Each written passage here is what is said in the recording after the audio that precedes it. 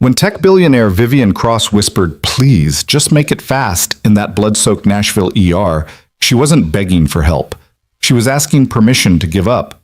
The world knew her as untouchable, unstoppable, worth $9 billion and climbing. But on that November night, broken glass in her hair and her designer suit torn open, she was just another body waiting to die. Then a hospital security guard ripped off his jacket and covered her like she mattered. What Vivian didn't know, the man saving her life was supposed to be invisible, and she'd already forgotten how to see people like him. If you're watching from anywhere in the world, drop your city in the comments below. I want to see how far this story travels. Hit that like button and stay until the end, because what happens next will change everything you think you know about heroes. The November rain came down like punishment. Vivian Cross had always believed she was untouchable. At 35, she'd built Crosstech Solutions from a dorm room idea into a $9 billion empire that had reshaped how America thought about automation, efficiency, and profit margins. Her face graced the covers of Forbes, Time, and Wired. Her keynote speeches commanded six figures. Her ruthlessness was legendary. 15,000 employees laid off in a single quarter because an algorithm suggested it would boost shareholder value by 8%. She wore her cruelty like couture. But at 11:47 p.m. on a rain-slicked stretch of Interstate 40, none of that mattered. The semi-truck that jackknifed across 3 lanes didn't care about her net worth. The guardrail that crumpled like tinfoil under her Tesla's weight didn't pause to check her credentials. And when her head cracked against the driver's side window hard enough to spiderweb the glass, the darkness that rushed in didn't ask for references. The crash made the kind of sound that haunts witnesses for years. Metal screaming, glass singing, rubber howling against asphalt. Then silence, except for the hiss of the ruined engine and the soft patter of rain on twisted steel. Vivian woke up to agony. Everything hurt in ways she'd never imagined pain could exist.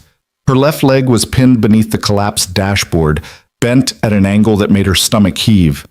Her ribs felt like broken piano keys pressed by cruel fingers. Blood ran warm down her temple, copper-tasting when it reached her lips. She tried to move and her body refused, sending white-hot signals that translated simply, "You're dying." "Help," she whispered, but the rain swallowed the word. The ambulance arrived 14 minutes later, an eternity measured in heartbeats and terror. The EMTs worked with practiced efficiency, cutting her free from the wreckage while she drifted in and out of consciousness. She caught fragments. The crackle of radios, the smell of hydraulic fluid, someone saying massive internal bleeding in a tone that suggested preparations should be made. They loaded her into the ambulance and the siren became her world. Nashville Memorial Hospital's emergency room was a fluorescent-lit circus of controlled chaos even on quiet nights. But when the call came through, high-profile patient, critical condition, ETA 4 minutes, the circus transformed into something else entirely. Dr. Sarah Chen, the night shift's lead trauma surgeon, assembled her team with the efficiency of a general preparing for battle. "We've got a 35-year-old female, multiple traumatic injuries from an MVA," she announced, scanning the faces around her. "Suspected internal bleeding, possible head trauma, fractures to the left femur and several ribs. This one's going to be complicated." The charge nurse, Marcus Williams, had worked at Nashville Memorial for 23 years. He'd seen movie stars, politicians, and once, a deposed foreign president. The VIP patients always came with complications that had nothing to do with medicine. "Do we know who it is?" he asked. Sarah glanced at her tablet. Vivian Cross, the tech CEO. A ripple of recognition moved through the room. Everyone knew that name. Crosstech had contracts with half the hospitals in Tennessee. Automation systems that had eliminated thousands of healthcare jobs while promising optimization. The irony wasn't lost on anyone. "Let's treat her like every other patient," Sarah said firmly. "She bleeds. We stop it. She needs surgery. We operate. Her bank account doesn't change the medicine." But of course it did. It always did. The ambulance doors burst open and the gurney rolled in like a missile finding its target. Vivian was barely conscious, her skin the color of old newspaper, her breathing shallow and rapid. The paramedic rattling off vitals had the clipped tone of someone delivering bad news. Blood pressure dropping, heart rate climbing, oxygen saturation concerningly low. Trauma Bay 2, Sarah commanded, and the team moved as one organism. They transferred Vivian from the gurney to the hospital bed with practiced precision, cutting away what remained of her clothing, attaching monitors, establishing IV lines. The machines began their mechanical chorus, beeps and whirs and the steady blip of a heartbeat that seemed too fragile to sustain life. Vivian's eyes fluttered open, unfocused and wild with pain. "Where?" she gasped, and even that single word cost her. "You're at Nashville Memorial," Sarah said, leaning into Vivian's line of sight. "You were in a car accident. We're going to take care of you, but I need you to stay calm. Can you do that?" Vivian tried to nod, but the pain stopped her. Something was breaking inside. She could feel it. Not just bones, but something more fundamental. The architecture of her self-belief crumbling under reality's weight. "It hurts," she whispered.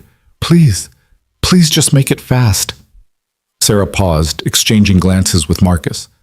Those weren't the words of someone fighting to survive. Those were the words of someone ready to surrender. "We're not making anything fast except your recovery," Sarah said firmly. "Stay with me, Vivian. Stay present."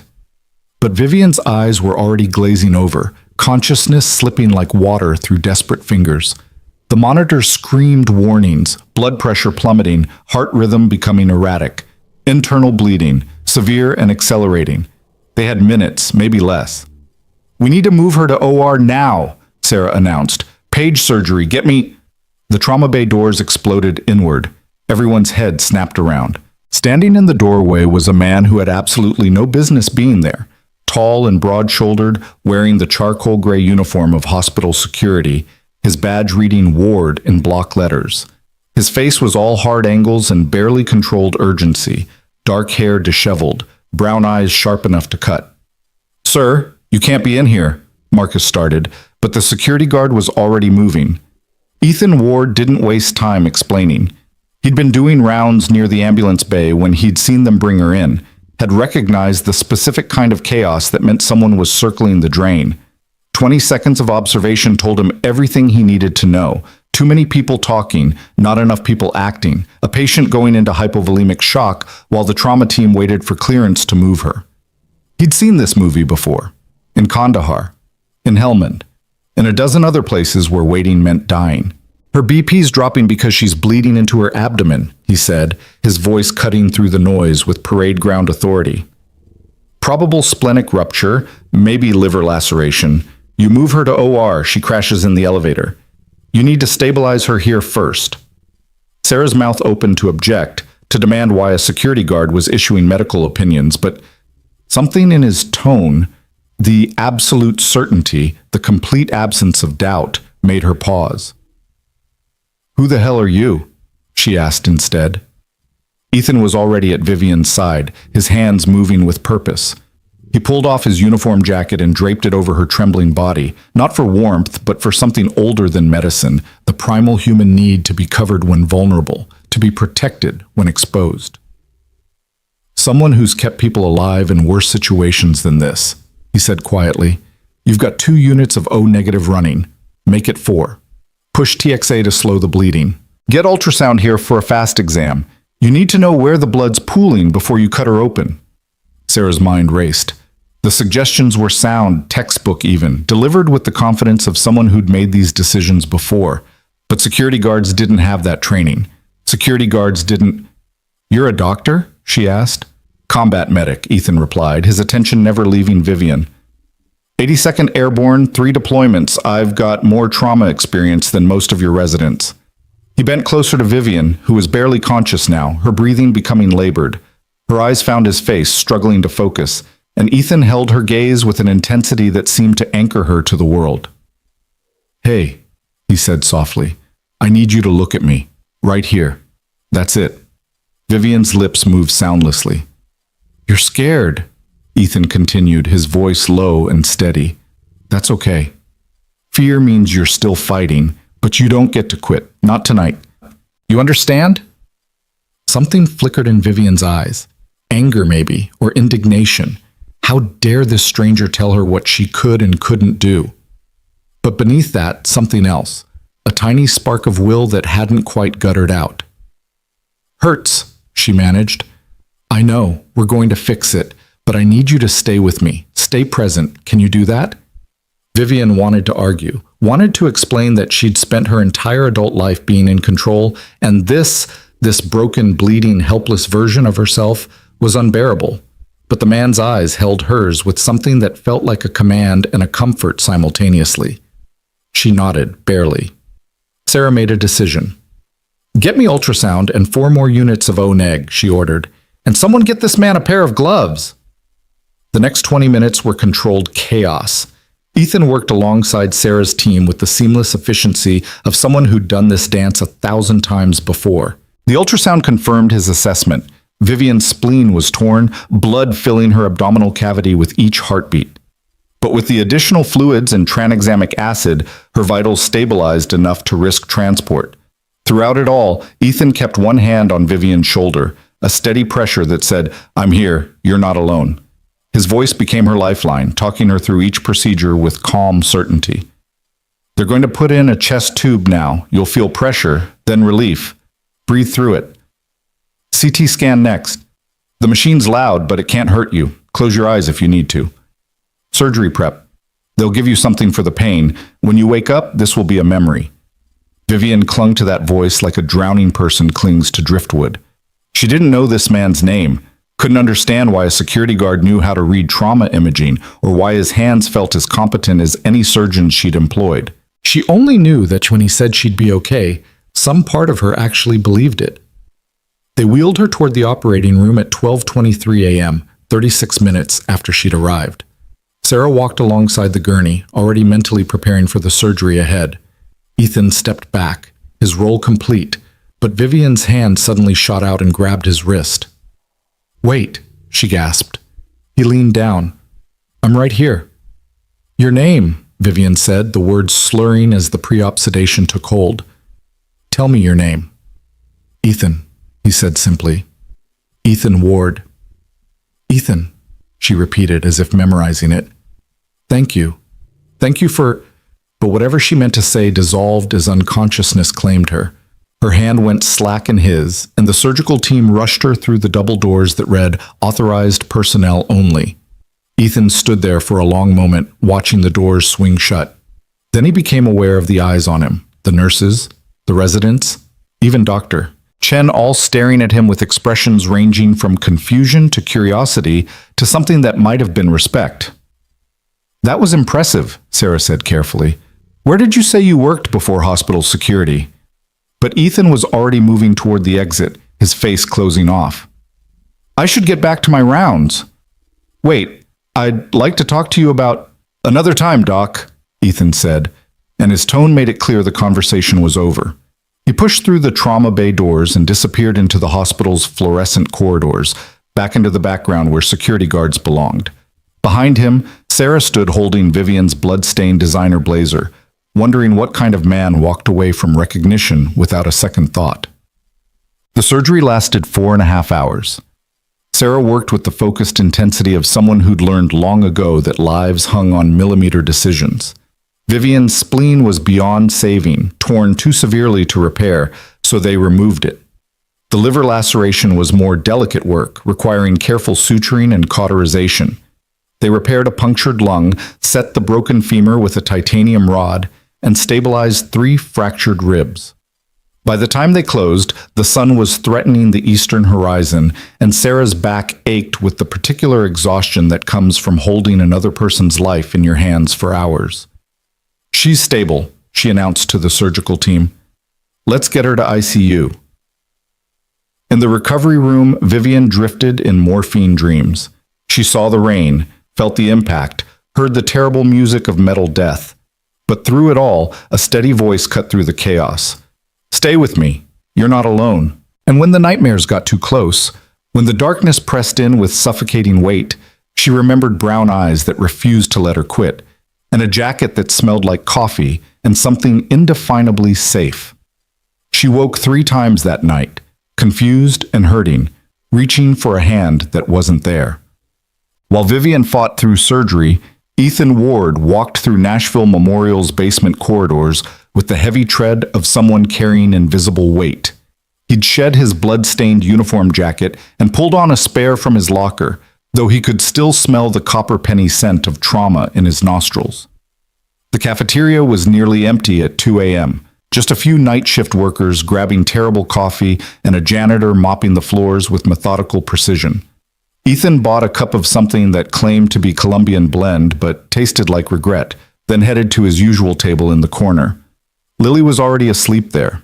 His daughter lay with her head pillowed on her crossed arms, third-grade homework scattered around her like autumn leaves. A half-finished math worksheet, a book report on Charlotte's Web, spelling words written in her careful, looping handwriting. She was 8 years old and already knew how to sleep in hospital cafeterias without complaint. Ethan's chest tightened the way it always did when he saw her like this, too young to understand why her life was harder than it should be, too resilient to complain about it. He knelt beside her chair and gently brushed dark curls away from her face. "Lily Bean," he whispered, "time to go home." She stirred, blinking up at him with sleep-confused eyes. "Is it midnight already?" "Past midnight, sweetheart, way past." Lily sat up slowly, rubbing her eyes. "Did something happen? You smell like the hospital." Of course she noticed. Lily noticed everything, a trait she'd inherited from her mother, along with the dark curls and the stubborn chin, and the capacity for love so fierce it could break your heart just witnessing it. "Just a busy night," Ethan said, gathering her homework into her backpack. "Nothing for you to worry about." "Was someone hurt bad?" He paused, remembering Vivian's gray face, her whispered plea for it to be fast.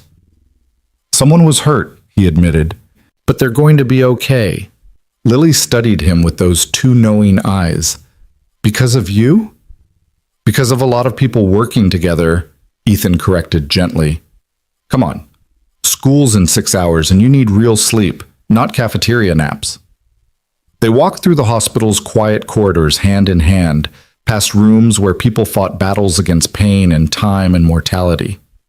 Ethan nodded to the night nurses he knew, the janitors he'd shared coffee with, the other security guards finishing their shifts. This was his world now, the invisible infrastructure that kept places running while important people slept.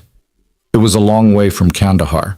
Their apartment was a 40-minute bus ride from the hospital, a one-bedroom in East Nashville that Ethan had carefully chosen for its proximity to Lily's school and its affordability on a security guard's salary. They'd moved here 6 years ago, after Emily died, after everything fell apart and had to be rebuilt from grief-soaked rubble. The apartment was small but clean, decorated with Lily's artwork and photographs that chronicled the two of them learning how to be a family after catastrophic loss. Ethan carried his sleeping daughter inside, helped her brush her teeth, tucked her into the bedroom while he took his usual spot on the couch. Before she drifted off, Lily called out sleepily, "Dad?" "Yeah, baby? You're a good helper. The people you help are lucky." Ethan's throat tightened. "Get some sleep, Lily Bean. Love you. Love you more." He lay in the darkness of the living room, listening to his daughter's breathing settle into sleep's rhythm, and tried not to remember the last time he'd held someone's life in his hands. Tried not to remember Emily's final gasping breaths in the tangled wreckage of their sedan 6 years ago on a rain-slicked road, not unlike the one where Vivian Cross had crashed tonight. He'd been a combat medic then, home on leave, supposed to be done with trauma and death. He'd saved dozens of soldiers in Afghanistan, kept boys from bleeding out on desert sand, performed miracles with field dressings and prayer. But when it mattered most, when the person dying was the woman he loved, all his training had been useless. Emily died while he screamed for help that arrived too late. Afterward, Ethan had resigned his commission, packed up their life, and disappeared into the kind of anonymous existence where nobody asked questions about his past.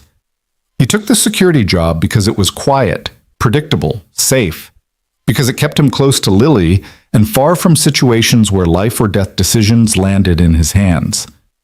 For 6 years, it had worked. Tonight, in that trauma bay, muscle memory had overridden intention. He'd seen someone dying and moved without thinking, fallen back into old patterns before his new self could object. Now he lay in the dark and wondered if he'd made a mistake, if revealing even a glimpse of his past would shatter the carefully constructed invisibility he'd built. But when he closed his eyes, He saw Vivian's terrified face and heard her whispered thank you, and some part of him that he'd thought long dead stirred with something that felt dangerously close to purpose. Vivian woke to machine sounds and chemical smells and pain that had been dulled but not defeated. Morphine made the world soft-edged and strange, but consciousness returned in pieces.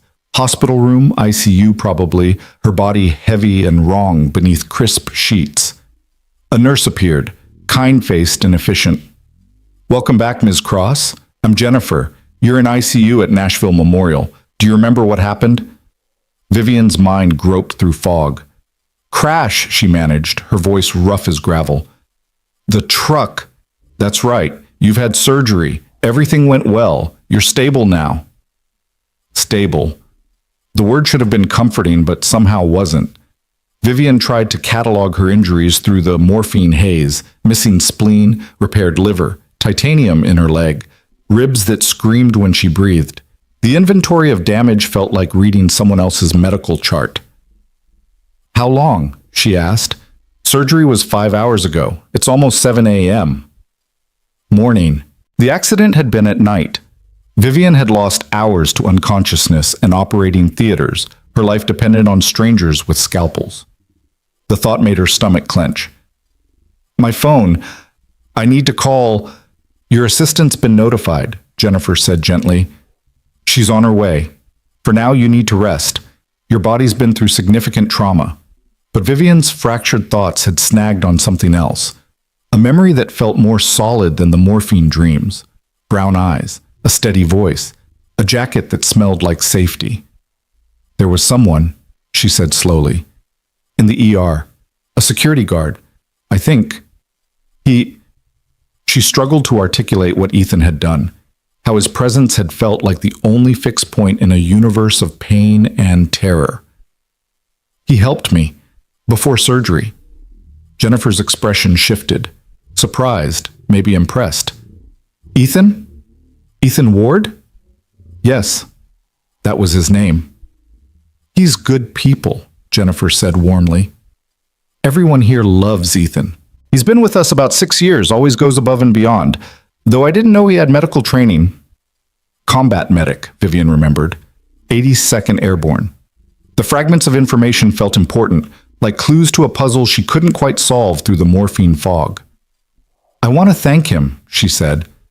"I'm sure he'll be glad to know you're okay," Jennifer replied, adjusting IV lines with practiced hands. "But right now you need to focus on healing. Doctor's orders." Before Vivian could protest, the door opened and her executive assistant, Miranda Chen, burst in with the force of a perfectly organized hurricane.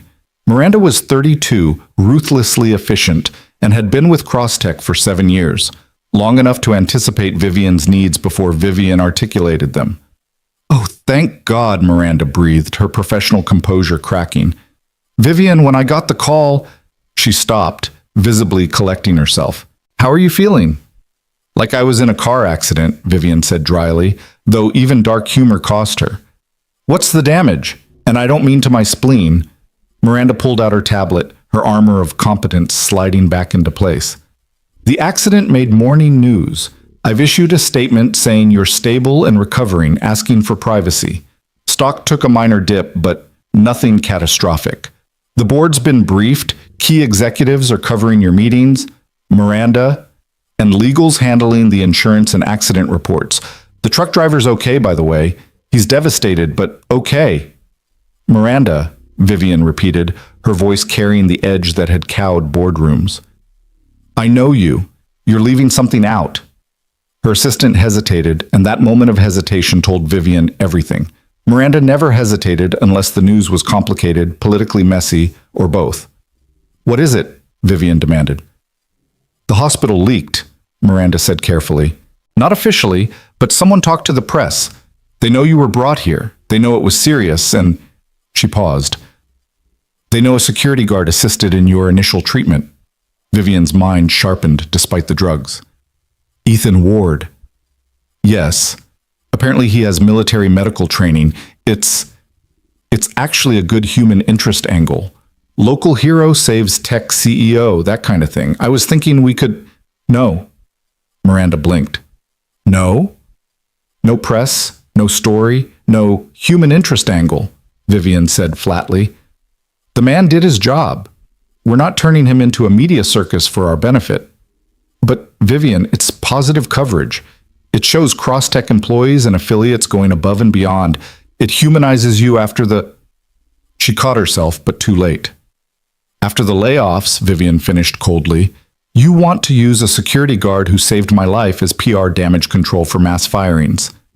That's your plan? Miranda's expression tightened. I'm thinking strategically about protecting your image and the company's interest. That's literally my job. She was right, of course. Vivian had built Crosstech with that exact philosophy. Every interaction was leverage. Every relationship was transactional. Every moment of human vulnerability was an opportunity to be managed. She'd become a billionaire by understanding that sentiment was weakness and gratitude was a liability. But lying in this ICU bed, her body held together by surgical thread and titanium, remembering how Ethan's voice had been the only thing keeping her tethered to life, the calculation felt obscene. Drop it, Vivian said quietly. That's not a request. Miranda studied her for a long moment, then nodded. Okay, anything else you need? Information on Ethan Ward, personnel file, work history. I want to know who he is. Vivian? I'm not planning a press conference, Miranda. She struggled to explain something she didn't fully understand herself. I owe him. I need to know how to repay that. Her assistant's face softened slightly. I'll see what I can find.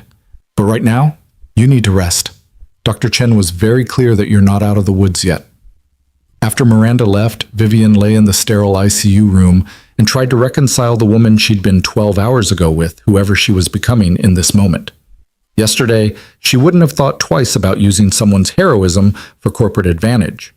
Yesterday, she'd have seen Ethan Ward as an asset to be leveraged, not a person to be protected.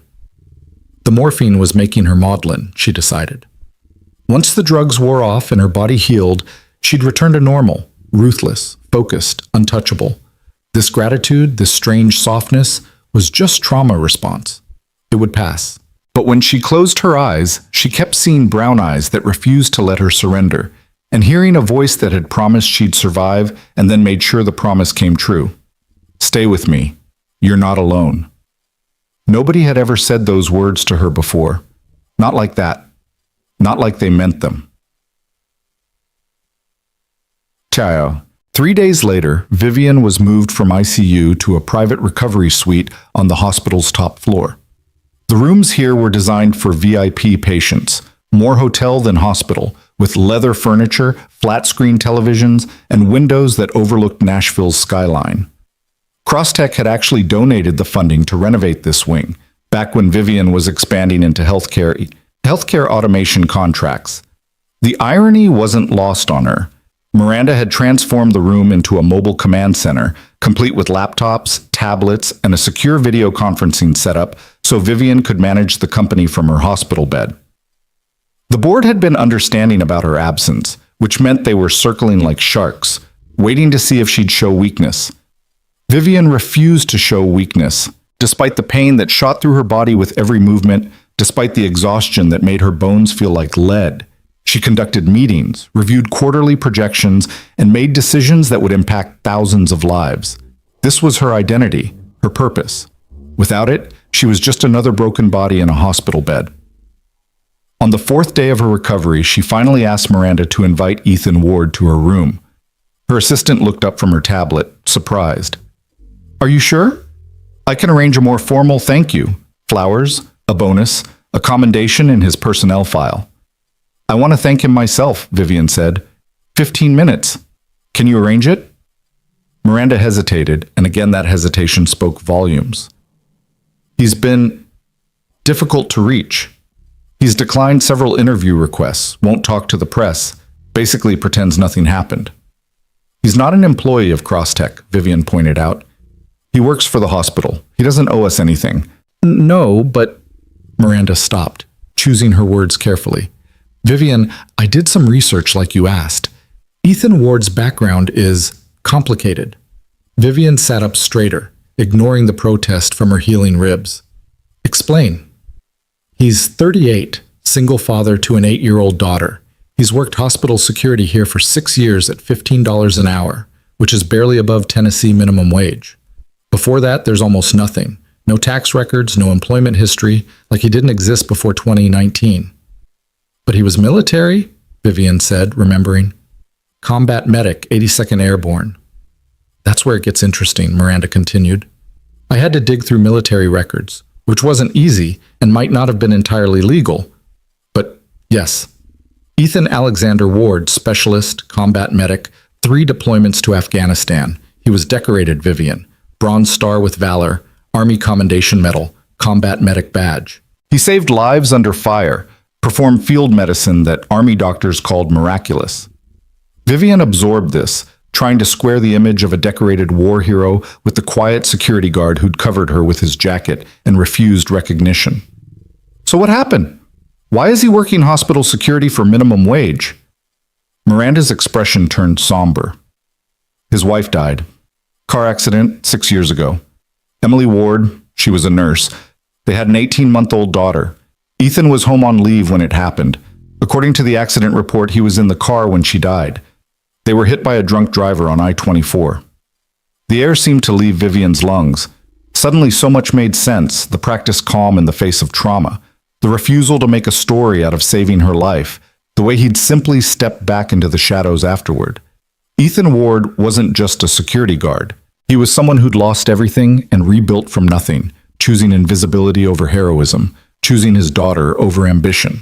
He'd saved Vivian's life, then gone back to the hospital cafeteria where his 8-year-old daughter waited every night doing homework. The realization hit Vivian like a physical blow. Jesus, she whispered. Yeah, Miranda said quietly. So when you thank him, maybe be gentle. I don't think he wants recognition or gratitude or anything except to be left alone. But Vivian needed to see him, needed to look in those brown eyes again without the filter of morphine and terror, needed to understand how someone with his training and his loss had ended up guarding hospital corridors for poverty wages, needed maybe to understand what it meant to survive catastrophic loss and choose to keep going anyway. Set up the meeting, she said firmly. Today, if possible. Ethan received the summons during his shift that evening, delivered by a hospital administrator who seemed nervous about interrupting a security guard's rounds. Ms. Cross has requested to see you in her suite, the woman said, as if she was announcing an audience with royalty. She'd like to thank you personally for your assistance during her admission. Ethan's first instinct was to decline. He'd been avoiding this exact scenario for 4 days, ducking reporter calls, ignoring messages from hospital PR, staying invisible the way he'd learned to stay invisible. Recognition was dangerous. Attention led to questions, and questions led to a past he'd carefully buried. But something about the message gave him pause. She'd like to thank you personally. Not a public ceremony or a press conference or any of the circus he'd feared. Just a conversation, human to human. He thought of Vivian's terrified eyes in the trauma bay, her whispered plea for it to be fast. Thought of how she'd grabbed his wrist before surgery, needing to know his name like it was a talisman against death.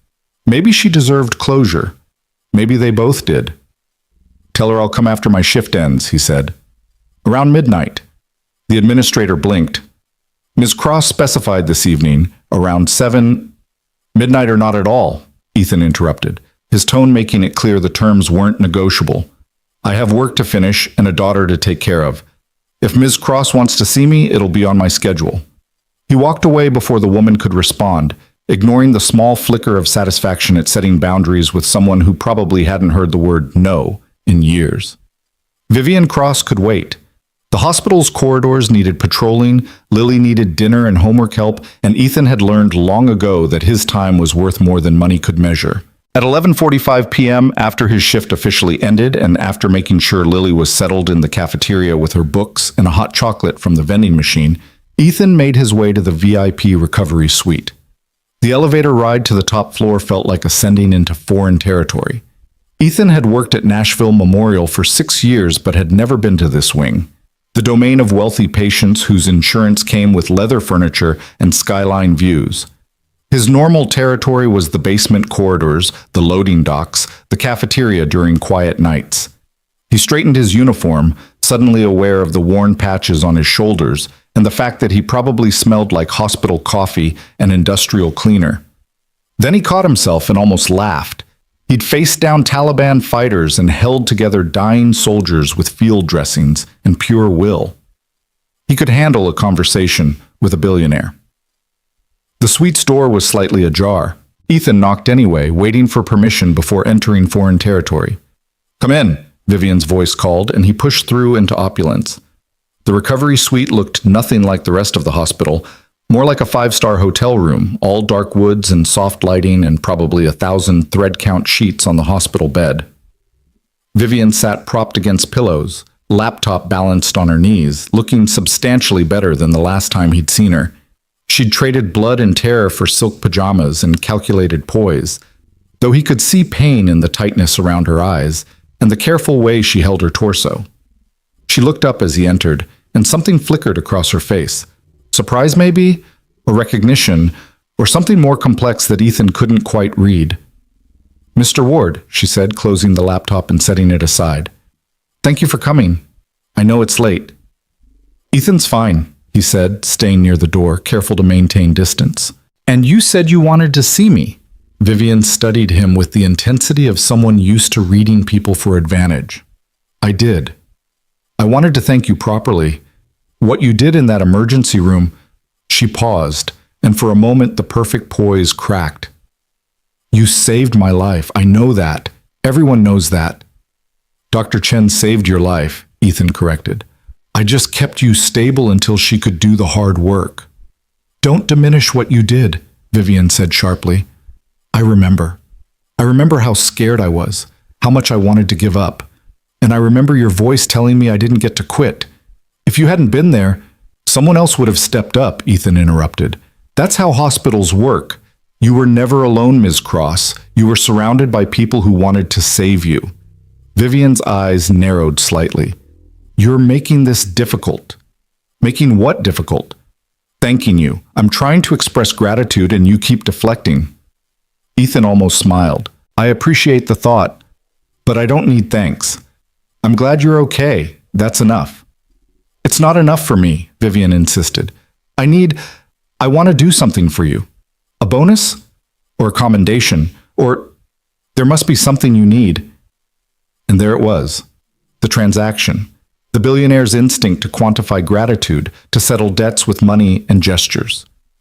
Ethan had expected this, but it still hit wrong, like she was trying to close a business deal instead of accepting a simple human kindness. "I don't want anything," he said quietly. "Everyone wants something." "Then I'm not everyone." They stared at each other across the expensive hospital room, and Ethan could see Vivian struggling with his refusal to fit into her framework of how the world worked. In her experience, people were leverage, gratitude was currency, and every interaction had a price. He was breaking her rules simply by wanting nothing. "I looked into your background," Vivian said abruptly, and Ethan's spine stiffened. "I know about your military service, your decorations, your..." She hesitated. "Your loss." "I'm sorry."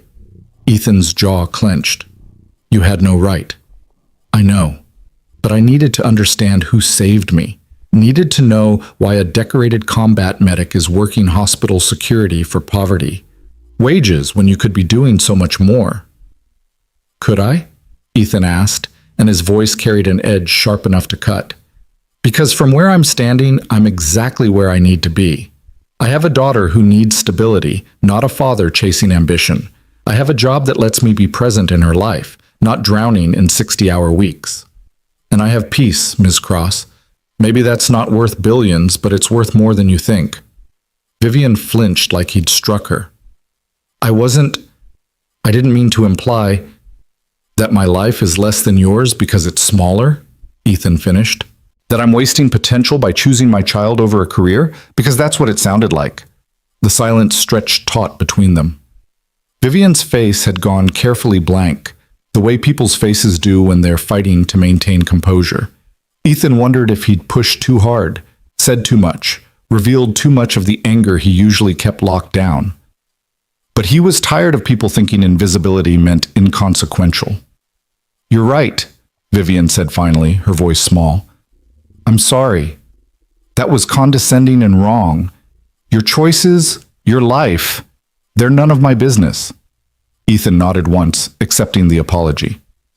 "Is there anything else, Miss Cross?" "Just one thing," Vivian said, meeting his eyes. "That night in the ER, when I asked you to make it fast, I wasn't asking for help. I was asking for permission to give up. And you didn't give it to me. You told me I didn't get to quit. Why?" The question hung in the air between them, honest and raw and more vulnerable than anything that had come before. Ethan could have deflected, could have given some generic answer about medical ethics or professional duty. But Vivian deserved better than deflection. "Because I've seen what giving up looks like," he said quietly. "I've held people while they bled out, watched the light leave their eyes when they stopped fighting. And every single one of them, at the very end, they wanted more time. They wanted to live. But it was too late." He paused, remembering faces he'd never forget, names that haunted his quiet moments. "You weren't at the end, Ms. Cross. You had time. You had a chance.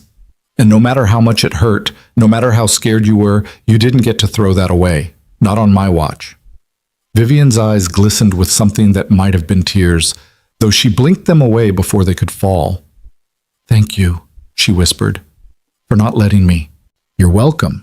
Now get some rest. Your body needs it." He turned to leave, but Vivian's voice stopped him at the door. "Ethan?" He looked back. "Your daughter's lucky to have you." Something in Ethan's chest loosened just slightly. "I'm the lucky one," he said. Then he stepped out into the corridor and closed the door behind him, leaving Vivian Cross to her recovery and her thoughts, and the uncomfortable realization that maybe, just maybe, her billions couldn't buy the things that mattered most. Ethan made it halfway to the elevator before the weight of the conversation caught up with him. He leaned against the wall in the empty corridor, eyes closed, breathing deliberately slow. The encounter with Vivian had torn open carefully sealed compartments in his mind, memories he'd learned to keep locked, emotions he'd trained himself not to feel. "Your daughter's lucky to have you." The words shouldn't have landed so hard, but they did. Because most days, Ethan didn't feel lucky at all.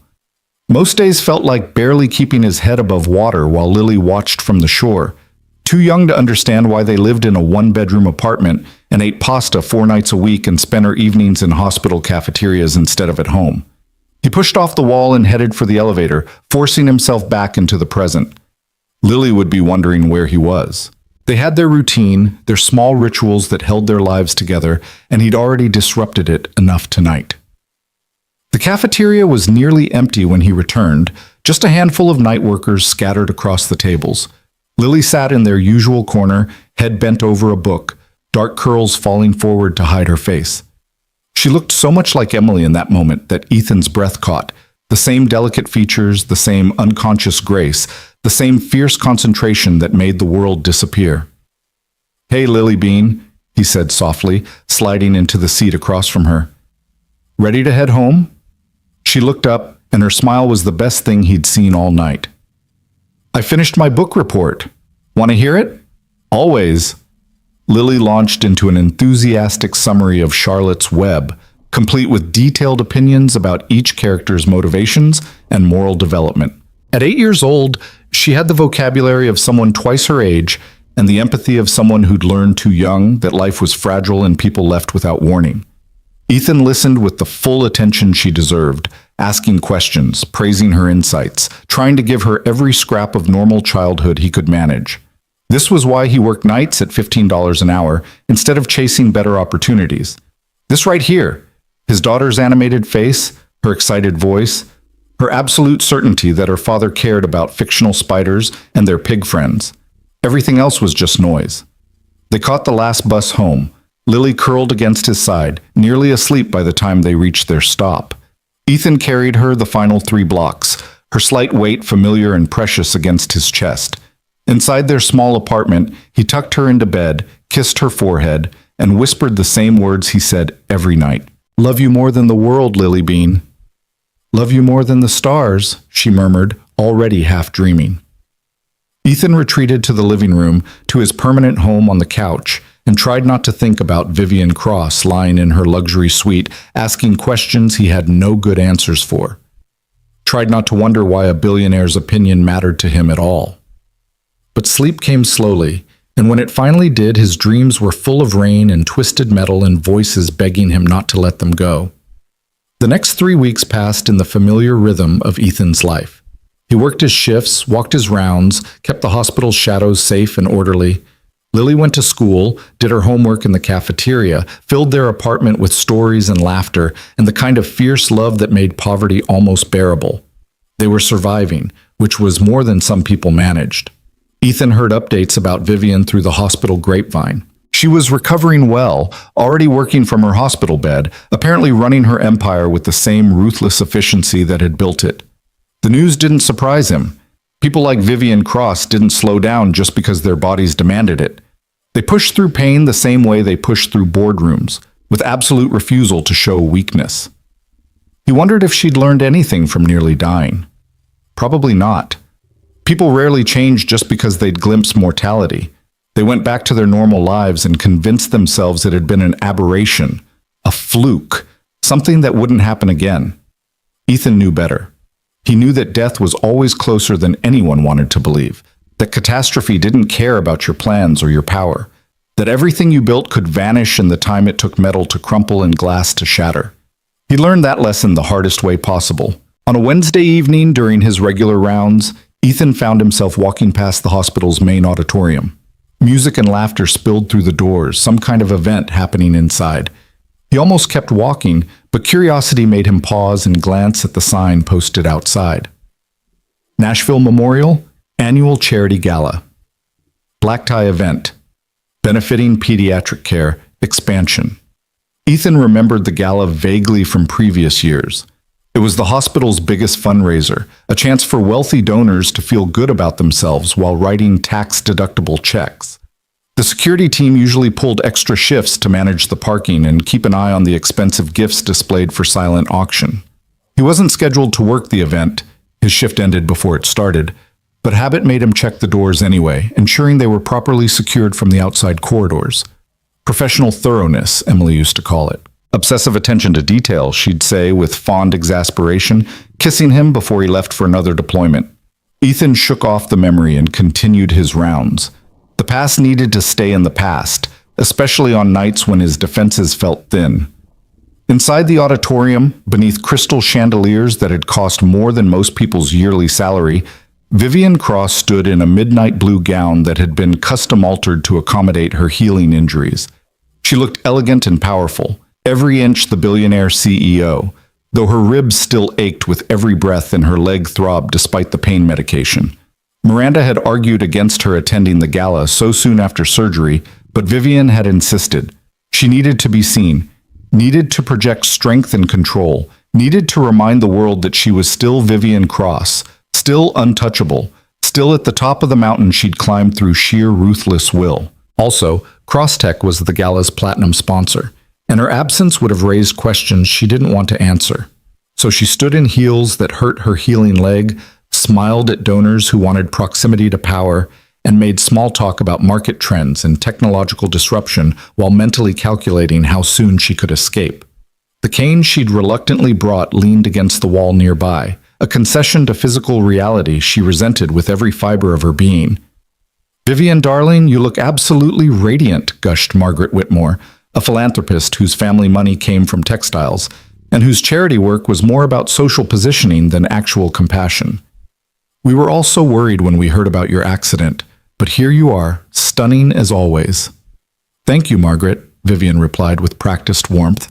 "The medical team here did exceptional work. Nashville Memorial is truly world-class." "Oh, absolutely.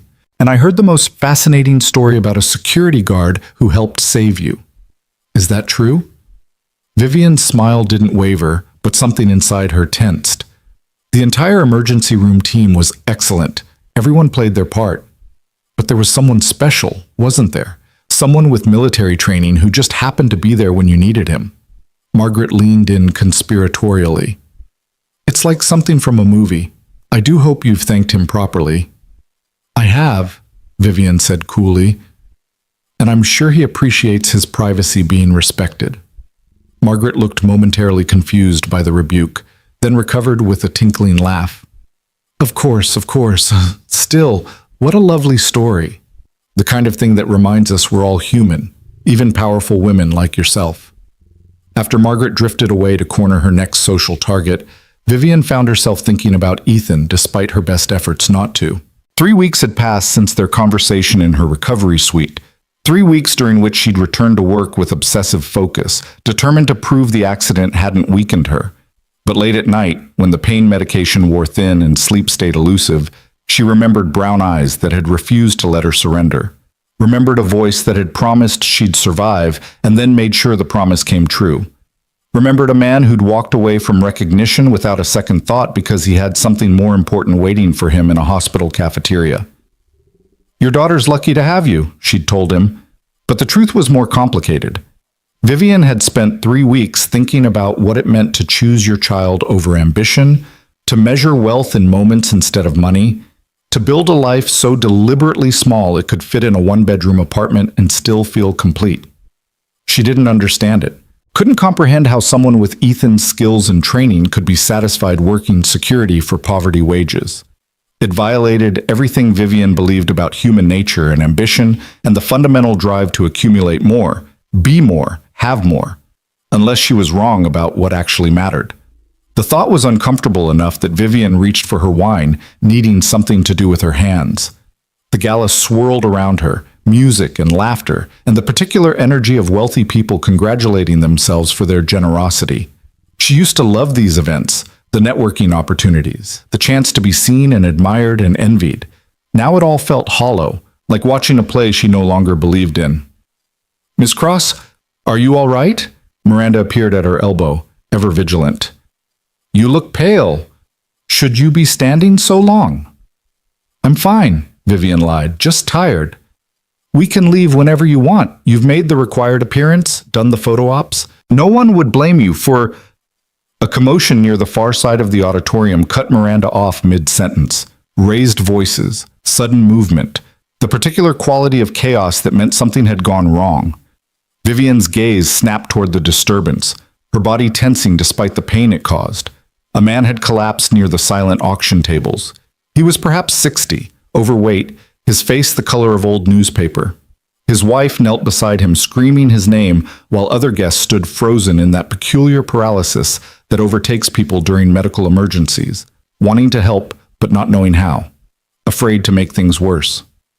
Someone call 911, a woman shrieked. Is there a doctor? Another voice called out desperately. Vivian watched the scene unfold with the detached clarity that trauma had taught her, recognizing that the man was dying, that seconds mattered, that fear was making everyone useless. She started forward instinctively, though what she thought she could do with her own body barely healed was unclear. Then a figure moved through the crowd with the purposeful speed of someone who knew exactly what was happening and exactly what to do. Ethan Ward appeared like a force of nature, still in his security uniform, his face set in lines of absolute focus.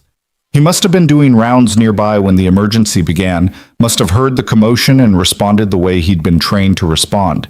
Instantly, without hesitation, without thought for anything except the person who needed help. He dropped to his knees beside the collapsed man, fingers immediately finding the carotid pulse, eyes scanning for signs of life. The assessment took seconds. No pulse, no breathing, pupils fixed and dilated. Cardiac arrest, recent enough that intervention might still matter. Step back, Ethan commanded, his voice cutting through the panic with parade ground authority.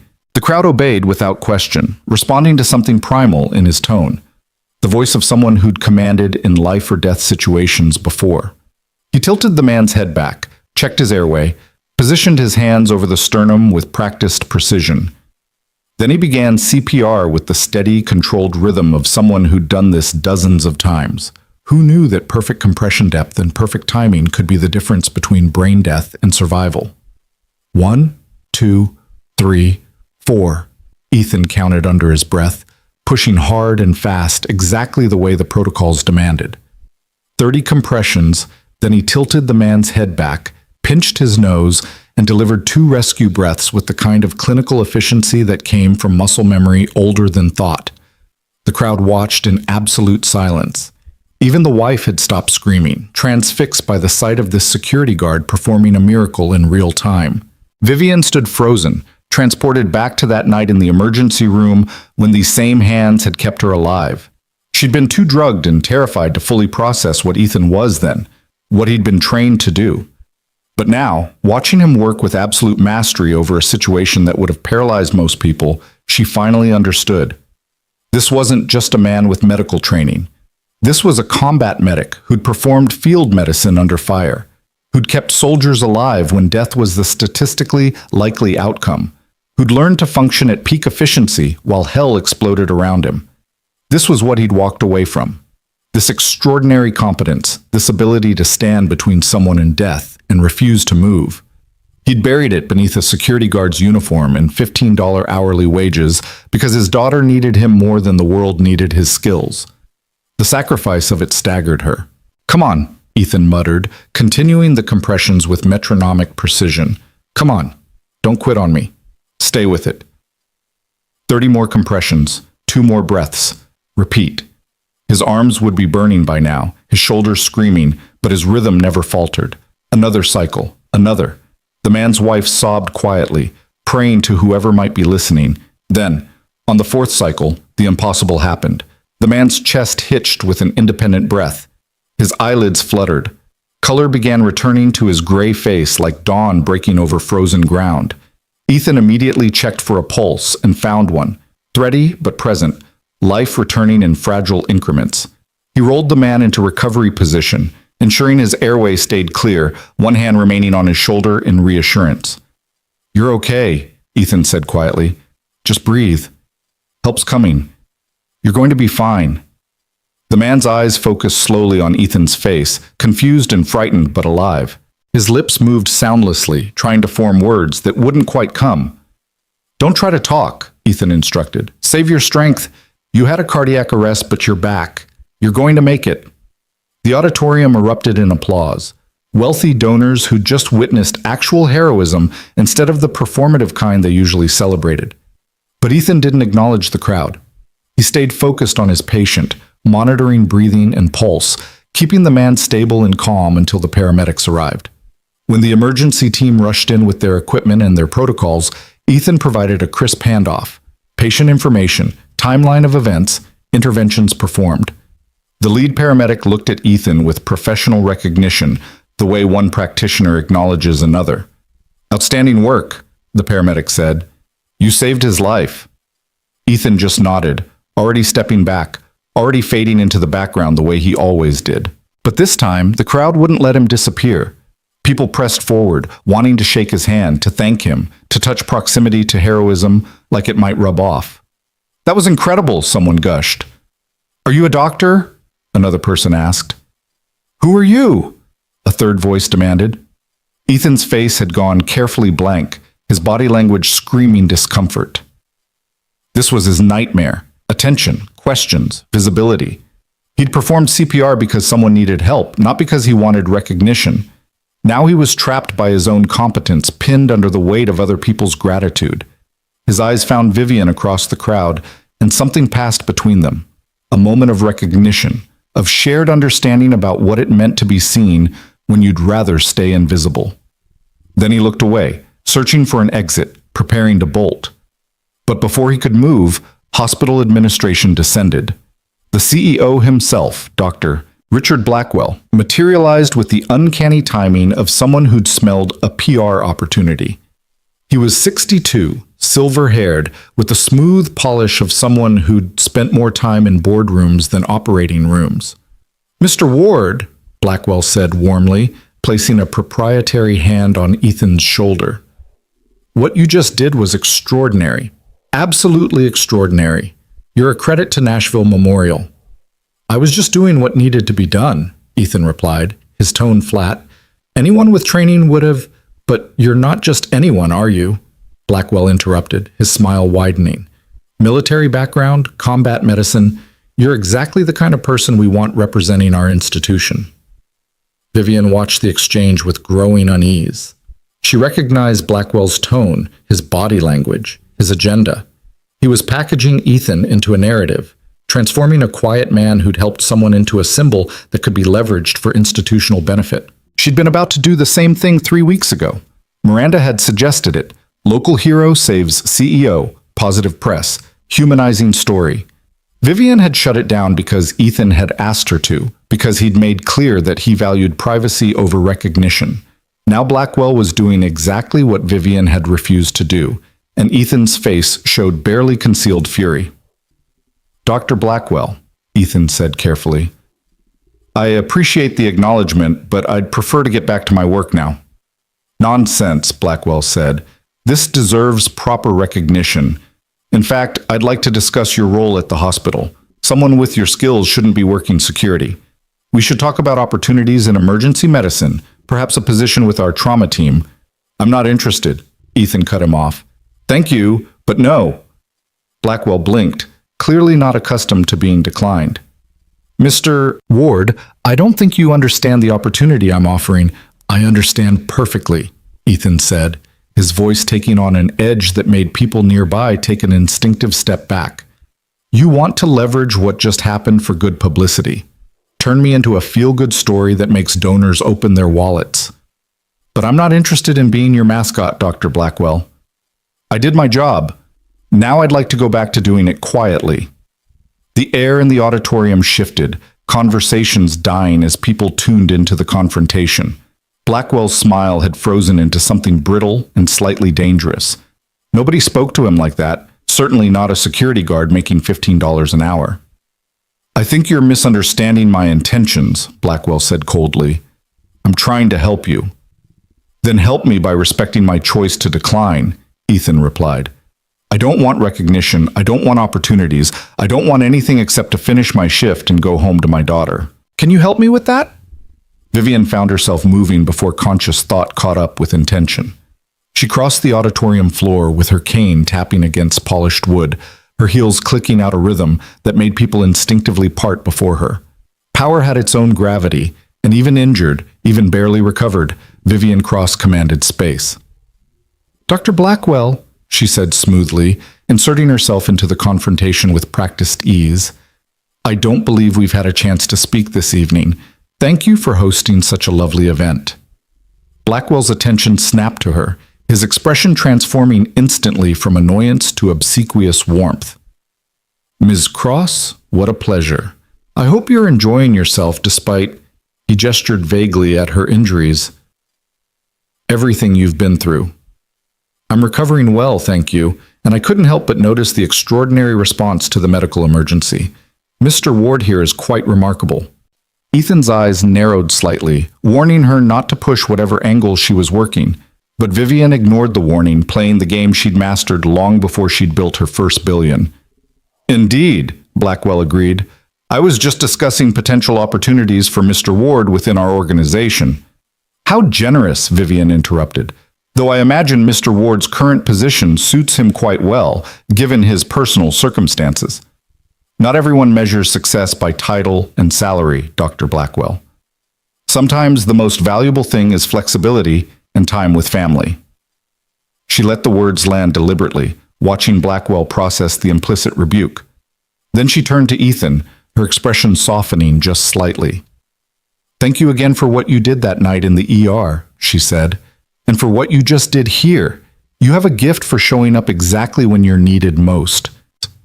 Ethan held her gaze for a long moment, and Vivian could see him trying to figure out her angle, trying to understand if she was helping or manipulating or some combination of both.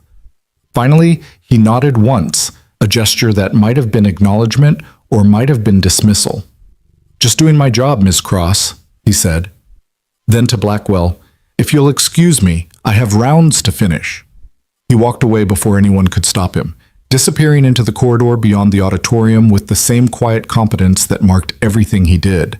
The crowd watched him go, murmuring appreciation, already transforming what they'd witnessed into dinner party stories about the hero security guard. Blackwell turned to Vivian with barely concealed frustration. "I was trying to offer him a promotion, better pay, better position. I don't understand why he'd refuse."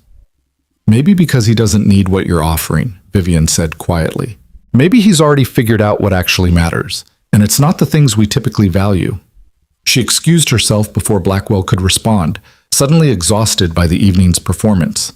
Miranda appeared instantly at her side, helping her navigate toward the exit, but Vivian's mind was elsewhere, following a security guard through the hospital corridors, trying to understand the kind of person who'd turned down opportunity twice in as many minutes. The kind of person who'd learned the hard way that some things couldn't be bought or earned or achieved. They could only be chosen, again and again, in small daily decisions that nobody else would ever see or celebrate. Later that night, after the gala guests had departed and the auditorium had been restored to sterile hospital function, Ethan sat in the cafeteria with Lily and tried to process what had happened. She'd heard about the emergency secondhand from a nurse who'd been at the event, and now her eyes shone with pride that made Ethan's chest ache. "Dad, you saved someone's life tonight," Lily said, her voice full of wonder. "Like a real superhero." "I'm not a superhero, Lily Bean. I just remembered my training." "But most people don't know how to do that. Most people would have been scared and done nothing. You were brave." Brave. The word sat uncomfortably. Ethan had never thought of responding to emergencies as bravery. It was just what you did when someone needed help. Bravery was something different, something he wasn't sure he possessed anymore. Bravery was Emily's smile when she'd sent him off to war, knowing he might not come back. Bravery was Lily's resilience after losing her mother, learning to build joy from the wreckage of their lives. He was just a man trying to keep his head above water and his daughter safe. Nothing heroic about that. "Hey," he said, pulling her close. "You know what I think is really brave? How you do your homework every night in this cafeteria without complaining. How you understand when I have to work late. How you make the best of things even when they're hard. That's real courage, Lily. That's the kind that actually matters." She nestled against his shoulder, small and warm and infinitely precious. "I learned it from you." Ethan closed his eyes against the sudden burning behind them. This child, this perfect, impossible child who'd become his whole world after Emily died. He'd give up everything else 1,000 times over if it meant keeping her safe, keeping her loved, keeping her from knowing how close to the edge they sometimes walked. "I love you more than the world, Lily Bean," he whispered. "Love you more than the stars, Dad." They sat together in the quiet cafeteria while the hospital hummed its night sounds around them. Monitors beeping, footsteps echoing, the soft murmur of people fighting their private battles against pain and time. This was their world, small and circumscribed and just enough. But across the city, in a penthouse apartment with floor-to-ceiling windows overlooking Nashville's glittering skyline, Vivian Cross stood in the darkness and wondered why everything she'd built suddenly felt insufficient. The gala had been a success. The quarterly earnings were strong. Crosstech's stock continued its upward trajectory. By every metric that mattered, she was winning. Yet when she closed her eyes, she saw a security guard performing CPR with perfect precision, then walking away from recognition without a backward glance. Saw a man who'd chosen his daughter over ambition, time over money, presence over power. Saw someone who'd figured out the answer to questions Vivian was only beginning to know how to ask. What did it mean to live well? Not successfully, not profitably, but genuinely well, with purpose and connection and the kind of peace that couldn't be quantified on a balance sheet? Vivian had spent her entire adult life believing she knew the answer. Build the empire, accumulate the wealth, dominate the market, win, always win, because anything less was failure and failure was death. But maybe she'd been asking the wrong questions all along. Her phone buzzed with another urgent email. Some crisis that needed immediate attention, some decision that only she could make. Vivian ignored it, a small act of rebellion that would have been unthinkable a month ago. Instead, she stood at her window and watched the city sleep and wondered if it was too late to learn a different way of measuring what mattered. Wondered if Ethan Ward, who'd saved her life and then tried to teach her how to live it, might still be willing to show her the way. The question haunted Vivian through the following week like an unwelcome ghost. She buried herself in work, conducted back-to-back video conferences from her penthouse office, reviewed acquisition proposals that would expand Crosstech's reach into 3 new markets. The familiar rhythm of corporate dominance should have steadied her. should have reminded her who she was and what she'd built. Instead, every decision felt hollow. Every victory tasted like ash. Miranda noticed first, the way she always did. On a gray Thursday morning, she arrived with Vivian's usual espresso and the daily briefing, then paused in the doorway with an expression of careful concern. "You're not sleeping," Miranda observed, not quite making it a question. Vivian looked up from the quarterly projections on her screen, aware that the dark circles under her eyes probably told their own story. "I'm healing. Sleep's been difficult. It's been 6 weeks since the accident. The doctors cleared you for normal activity 2 weeks ago.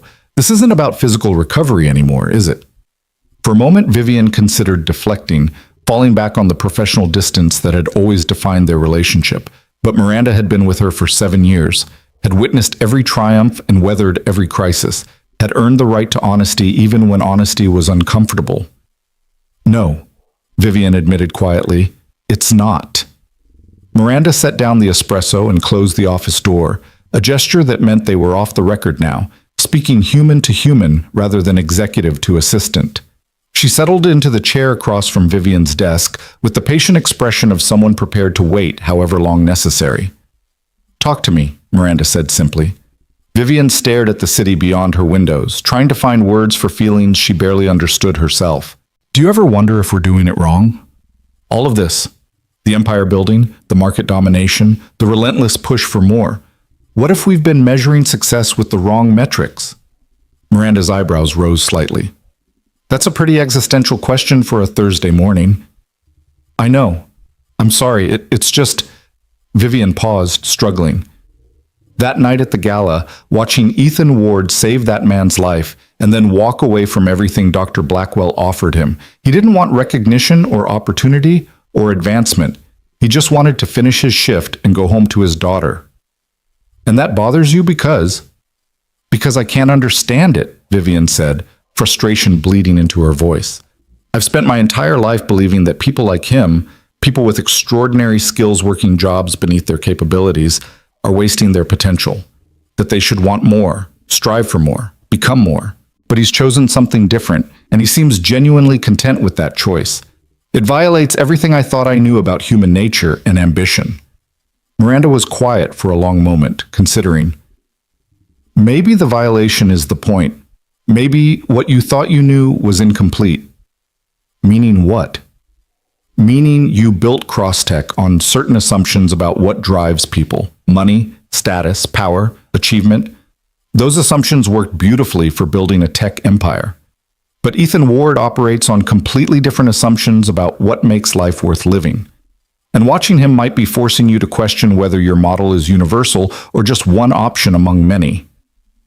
Vivian felt something tight and uncomfortable shift in her chest. "You think I've been wrong. I think you've been successful by one definition of success," Miranda said carefully. "But there are other definitions, and some of them might be equally valid. Maybe more valid, depending on what you actually value beneath all the conditioning about what you're supposed to value." The words landed with more force than Vivian wanted to acknowledge. She'd spent so long equating her worth with her wealth, her identity with her achievements, that the possibility of alternative frameworks felt threatening. If there were other ways to measure a life well lived, ways she'd systematically ignored in her climb to the top, what did that say about the choices she'd made? "I don't know how to think differently," Vivian admitted, and the vulnerability in her voice surprised even her. She gestured at the office, the screens, the evidence of her empire. "This is all I know how to be." "Then maybe it's time to learn," Miranda said gently. "And maybe the person who saved your life twice now has something to teach you beyond emergency medicine." The suggestion sat in the air between them, both obvious and terrifying. Vivian had avoided Ethan since the gala, sensing that another conversation would require her to confront questions she wasn't ready to answer. But avoidance was its own kind of cowardice, and whatever else Vivian Cross might be, she'd never been a coward. "You think I should talk to him again?" Vivian said. "I think you need to talk to him again," Miranda corrected. "Not as the billionaire CEO thanking the security guard, as one human being asking another how he found peace after losing everything."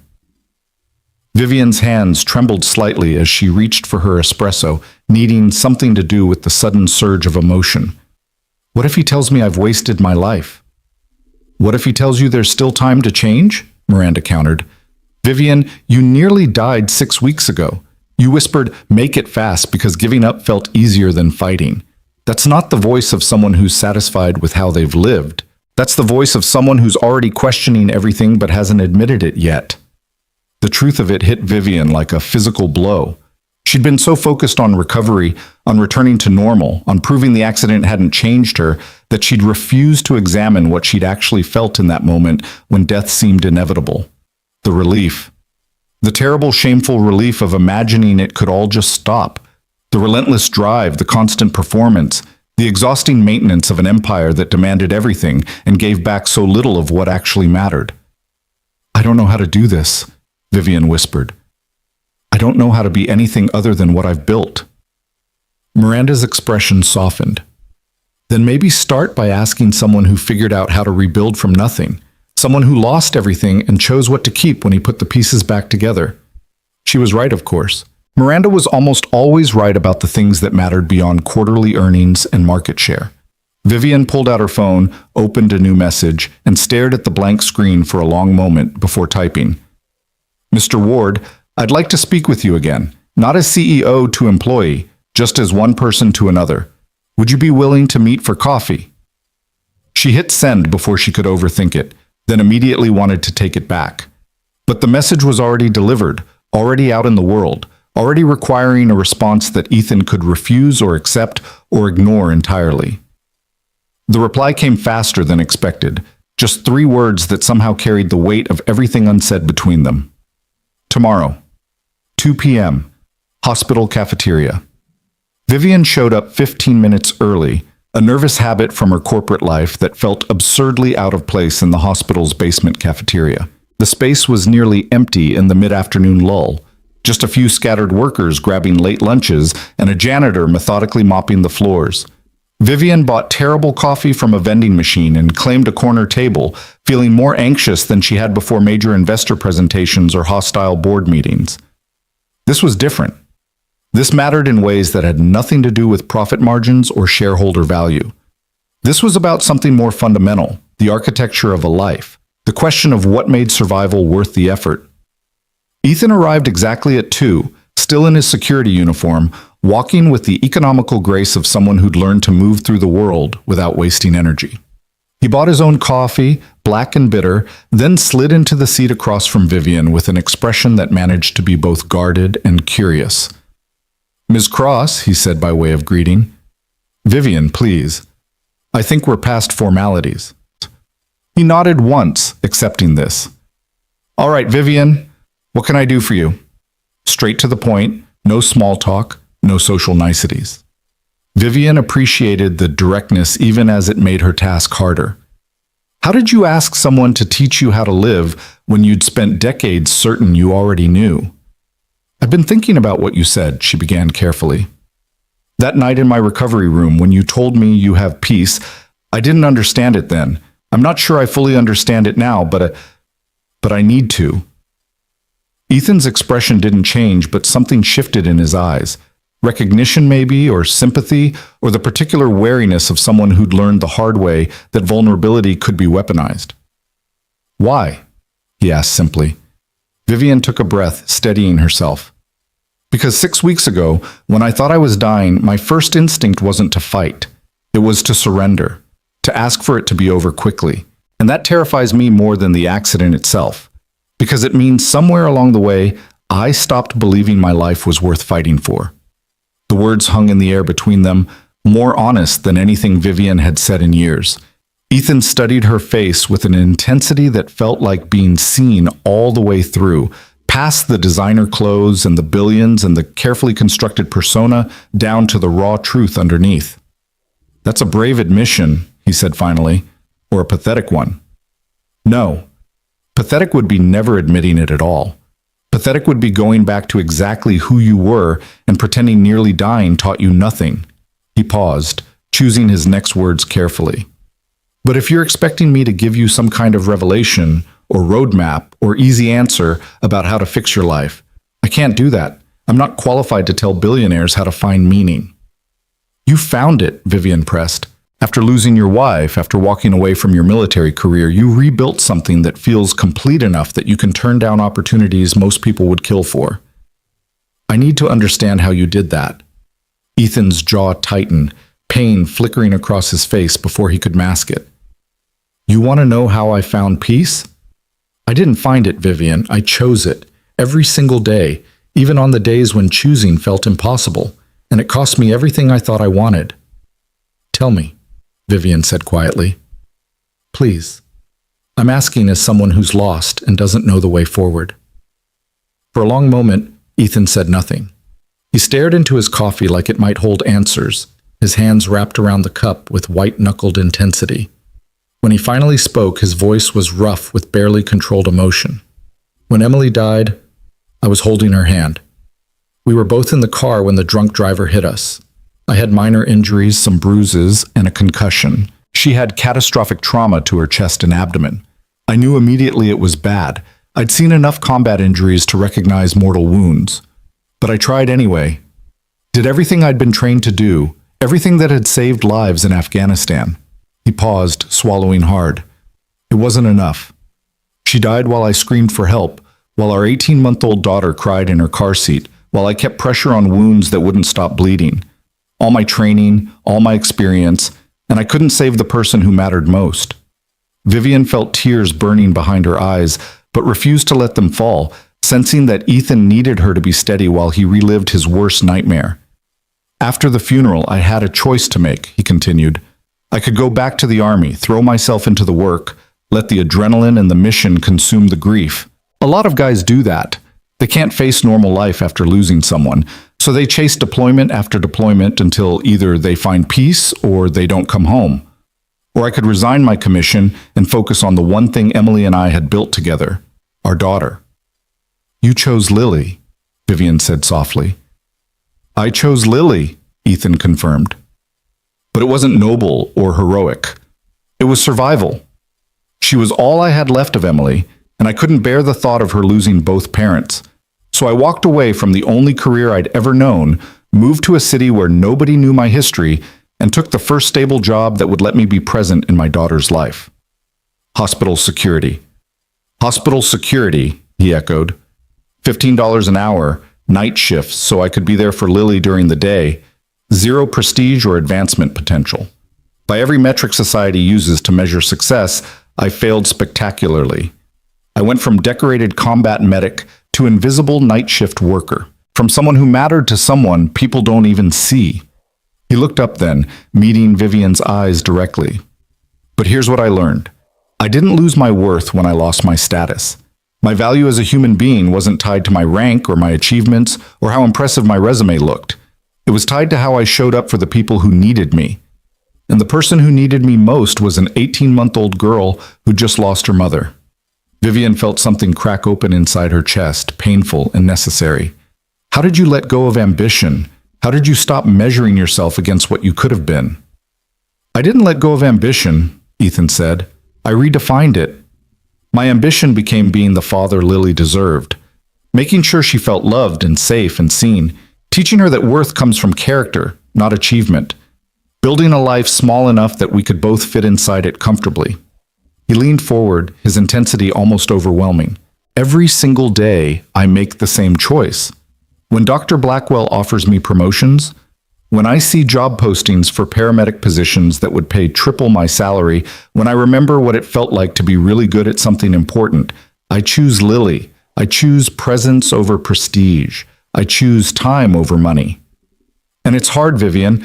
There are nights when I lie awake on that couch in our one-bedroom apartment and wonder if I'm failing her by not providing more. But you're not failing her, Vivian said with sudden conviction.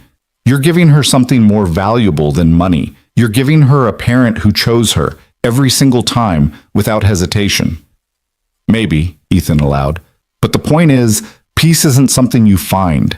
It's something you build, brick by brick, choice by choice, even when every choice costs you something. I have peace because I know what matters to me, and I've organized my entire life around protecting it. That's the only secret there is. Vivian sat back, processing. Everything Ethan described violated the fundamental principles she'd built her empire on. That more was always better, that ambition meant reaching for the next level, that worth was measured in achievement. But his life worked in ways hers didn't, produced contentment that all her billions couldn't buy. I don't know how to organize my life around what matters, she admitted, because I'm not sure I know what that is anymore. I thought it was Crosstech, the market share, the quarterly earnings. But when I nearly died, none of that felt important. And now that I've survived, I can't figure out how to care about it again. Then maybe it's time to stop trying, Ethan suggested gently. Maybe survival gave you permission to ask different questions. Not what should matter, but what actually matters. Not who you're supposed to be, but who you want to become. The words settled over Vivian like a benediction and a challenge simultaneously. She'd spent her entire adult life becoming exactly who she'd intended. Powerful, wealthy, feared and respected in equal measure. But who would she choose to be if the script was thrown out, if the metrics were erased, if she had to start from nothing and build towards something that felt true? I don't know how to start, she confessed. Ethan's expression softened slightly. Start by figuring out what made you want to give up that night. What about your life felt so unbearable that surrender seemed preferable to fighting? Vivian closed her eyes, forcing herself to remember the terror and pain and the whispered plea, please just make it fast. What had she been asking for, really? Not death exactly, but release from the relentless performance of being Vivian Cross, tech billionaire, untouchable and unstoppable and utterly alone. I'm tired, she said quietly. I'm so tired of being this person I've built, of maintaining the image and making the ruthless decisions and never being allowed to be soft or uncertain or human. I've been performing strength for so long, I forgot what it felt like to just exist without an audience. Then stop performing, Ethan said simply. I don't know how. The performance is all I have. No, it's not, he countered firmly. The performance is what you've used to protect yourself, but it's not who you are. Underneath all that armor is a person who nearly died and is now asking how to live. That person, the one asking the questions, showing vulnerability, admitting she's lost, that's who you actually are. The rest is just costume. Vivian felt tears finally escape, running hot down her cheeks. She didn't bother wiping them away, too exhausted to maintain even that small piece of dignity. Ethan handed her a napkin without comment, giving her space to compose herself. I'm sorry, she managed. I didn't mean to fall apart. You're not falling apart. You're being honest. There's a difference. They sat in silence for a while, the hospital humming its familiar sounds around them. Vivian felt wrung out, but somehow lighter, like she'd set down a burden she'd been carrying so long she'd forgotten its weight. Ethan's steady presence across the table felt like an anchor, something solid to hold on to while she figured out which direction to swim. Can I ask you something? Vivian said finally. Sure. Do you regret it, walking away from everything you could have been? Ethan considered the question seriously, his gaze distant. I regret that Emily died. I regret that Lily grew up without her mother. I regret that I couldn't save the person I loved most. But walking away from military medicine to be Lily's father? No. I don't regret that for a second, because every night when I tuck her in and she tells me she loves me more than the stars, I know I made the right choice. He focused back on Vivian, his brown eyes clear and certain. You asked me once why I told you that you didn't get to quit. It's because I've seen what quitting looks like, and I've seen what fighting looks like, and fighting is always better, even when it's hard, even when you're not sure what you're fighting for. You keep going because life might surprise you with meaning you didn't know existed. Has it? Vivian asked. Surprised you with meaning? Ethan smiled, and it transformed his entire face, softening the hard edges, lighting something warm and genuine behind his eyes. Every single day, Lily surprises me. The small moments surprise me.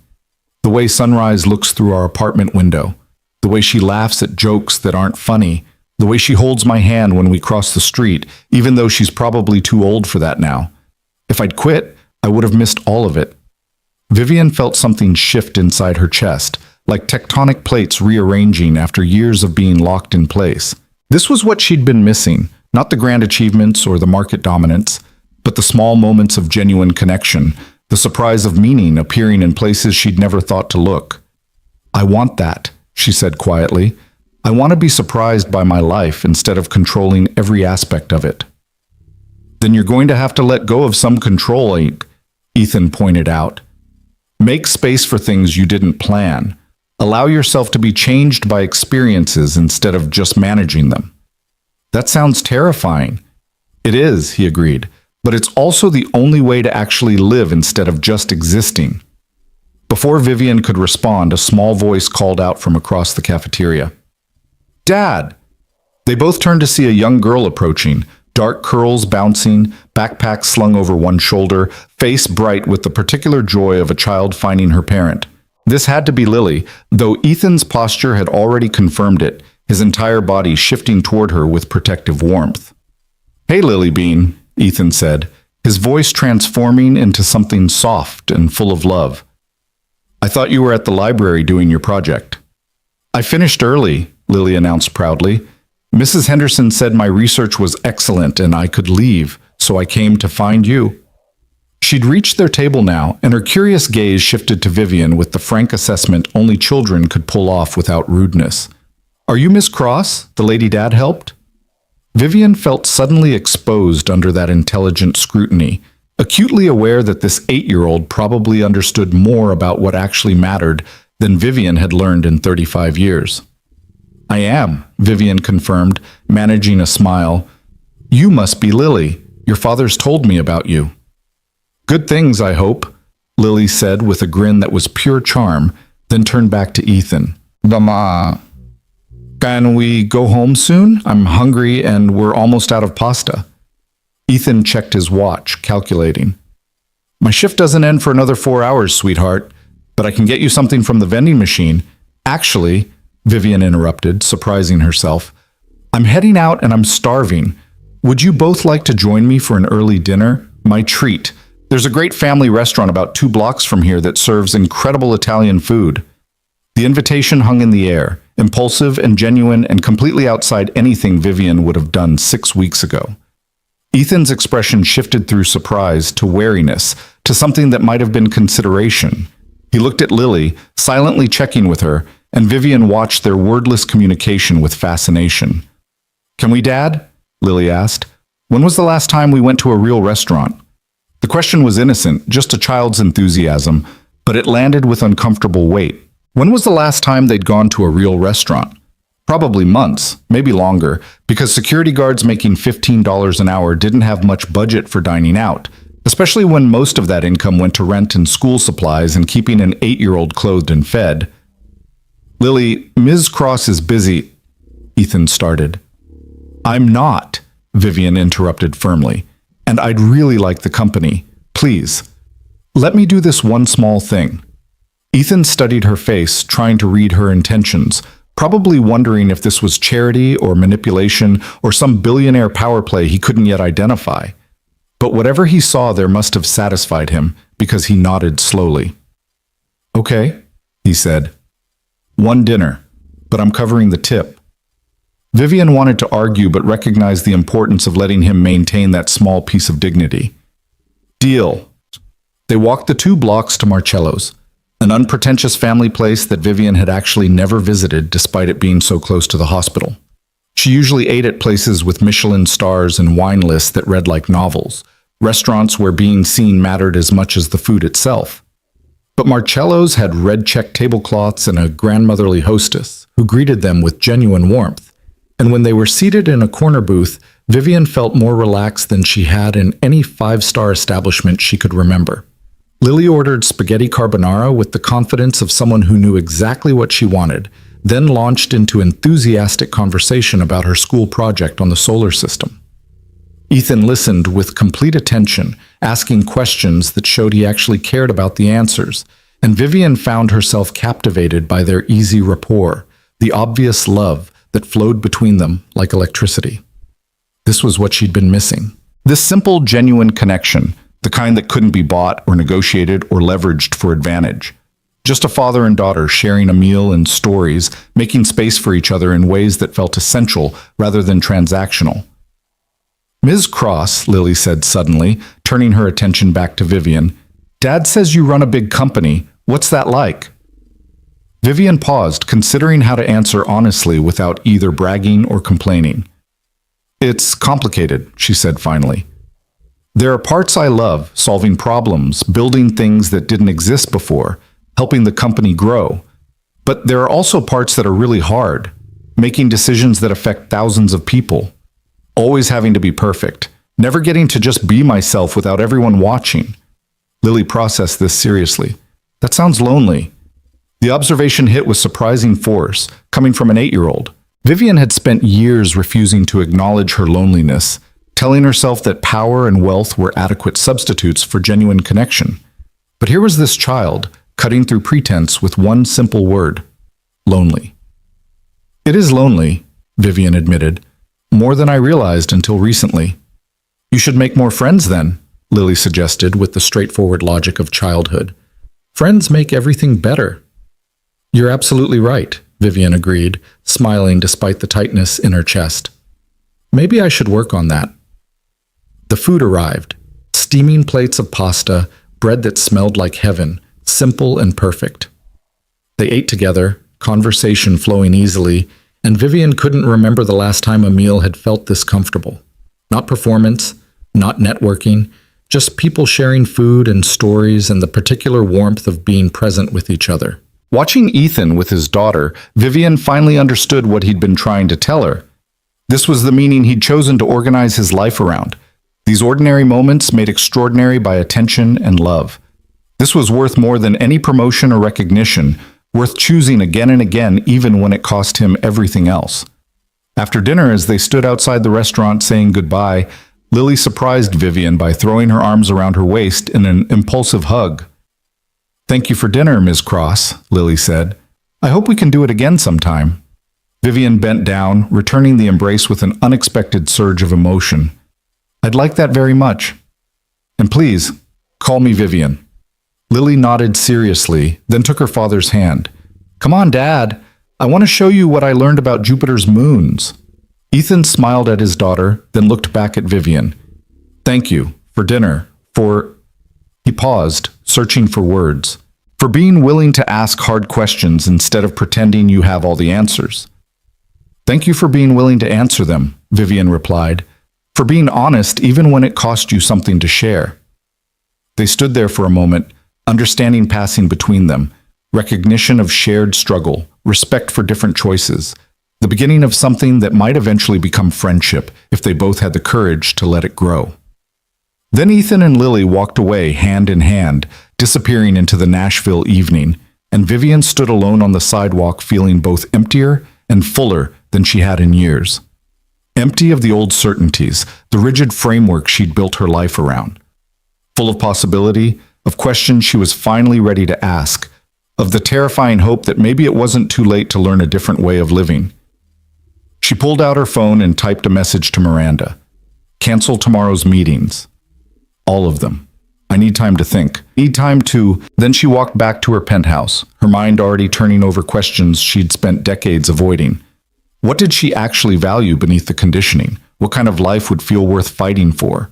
What would it mean to measure success, not in dollars and market share, but in moments of genuine connection and being present and seen and human? The answers wouldn't come easily or quickly, but for the first time since the accident, maybe for the first time in her entire adult life, Vivian Cross was ready to do the hard work of figuring out who she wanted to become instead of defending who she'd already been. And that, she was beginning to realize, was its own kind of courage. The clarity Vivian felt walking home from dinner lasted exactly 3 days before reality reasserted itself with brutal efficiency. The board called an emergency meeting, demanding answers about her recent absence from key decisions. Stock analysts were whispering about instability at the top. Competitors sensed blood in the water and began circling with aggressive expansion plans designed to exploit any perceived weakness.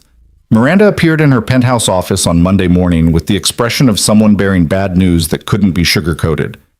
"We have a problem," she announced without preamble. "Maxwell Chen is calling for a vote of no confidence."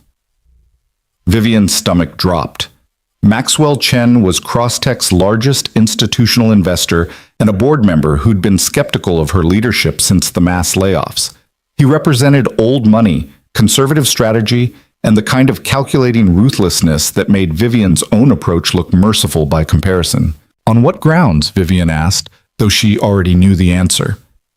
Diminished capacity following your accident, erratic behavior, failure to maintain proper oversight.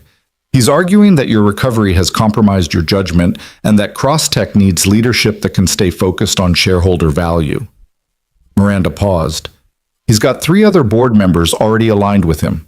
If he gets one more vote, you're out.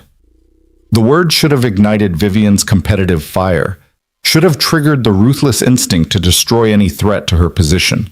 But instead, she felt strangely detached, like she was watching someone else's crisis unfold from a comfortable distance.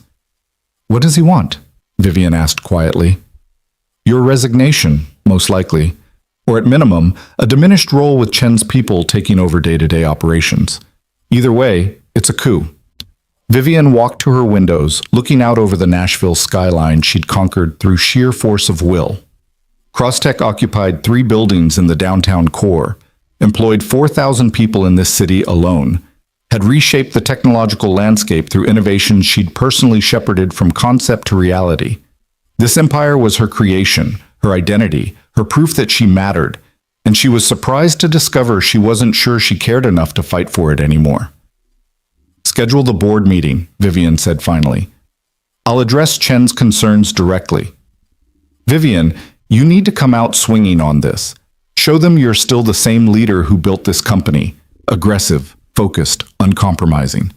If they sense any weakness, I know what they'll do, Vivian interrupted. I wrote the playbook, remember? I'm the one who taught them that weakness gets punished, that sentiment is liability, that only the ruthless survive. She turned to face Miranda.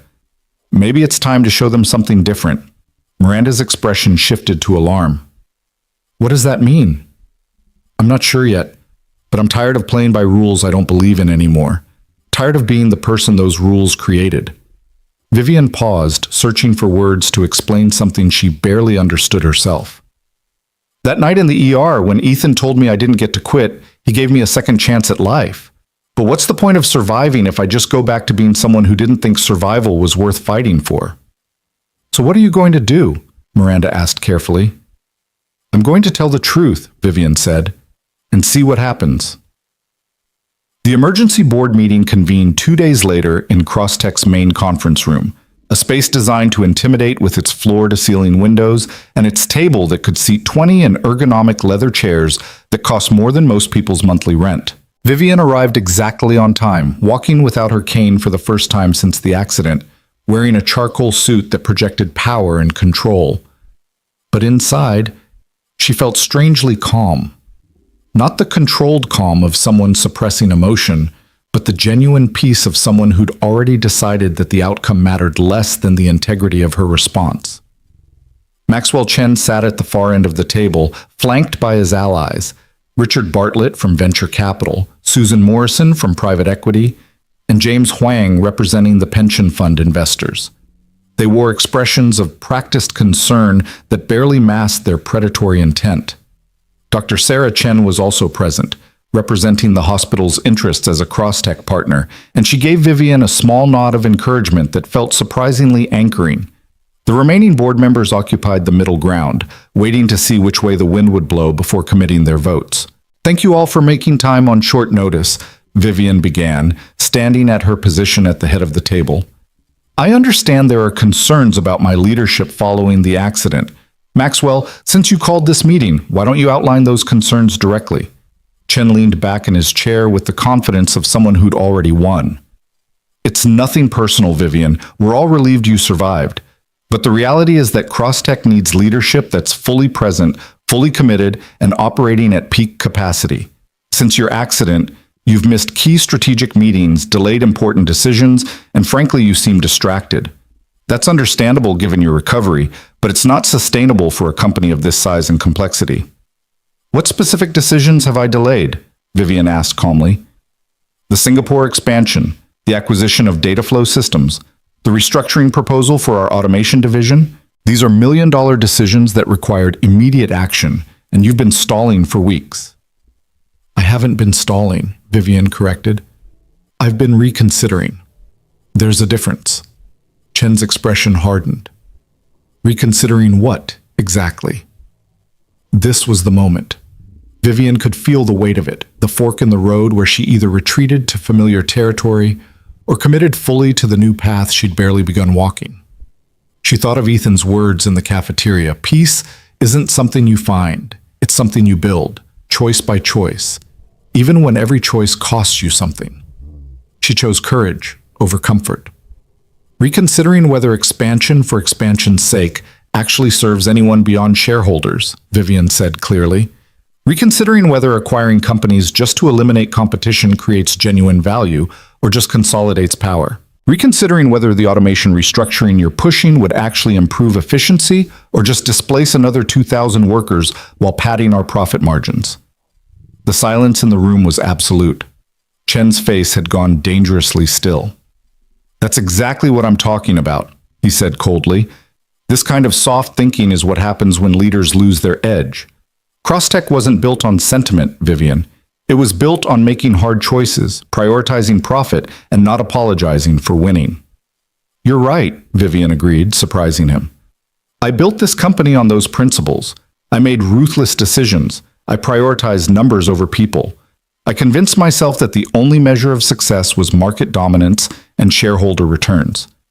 And 6 weeks ago, when I thought I was dying, I realized that all of it, every dollar, every victory, every quarter of growth, felt completely meaningless. Empty. Not worth the cost of what I'd sacrificed to achieve it. She could see Miranda in the back of the room, eyes wide with alarm, silently pleading with Vivian to stop talking, to retreat, to save herself. But Vivian had spent too many years performing strength she didn't feel. She was done with the performance. I'm not losing my edge, Vivian continued. I'm questioning whether the edge I spent decades sharpening was actually cutting in the right direction, whether there might be better metrics for success than quarterly earnings, whether building an empire that made me want to give up when faced with death was actually the achievement I thought it was. Richard Bartlett cleared his throat. With all due respect, this sounds like a personal crisis, not a business strategy, and personal crises shouldn't drive corporate decision-making. Why not? Vivian challenged. Why shouldn't personal realizations about what actually matters inform how we run a company that affects thousands of lives? Crosstech doesn't exist in a vacuum. Every decision we make ripples out to our employees, their families, the communities we operate in. When did it become radical to suggest we should consider those impacts as seriously as we consider profit margins? Because we have a fiduciary responsibility to our shareholders, Chen snapped. That's the law, Vivian. We're legally obligated to maximize returns, not to make feel-good choices that compromise profitability. That's a common misinterpretation of fiduciary duty, Dr. Sarah Chen interjected quietly, speaking for the first time. The law requires boards to act in the corporation's best interest, but it doesn't mandate short-term profit maximization at the expense of everything else. Long-term sustainability, employee welfare, community impact, these can all be legitimate considerations under fiduciary duty. Chen shot her an irritated look. With respect, Doctor, you're here as a partner representative, not a legal expert. True, Sarah acknowledged, but I'm here, and I have a perspective worth sharing. 6 weeks ago, Vivian Cross came into my emergency room dying.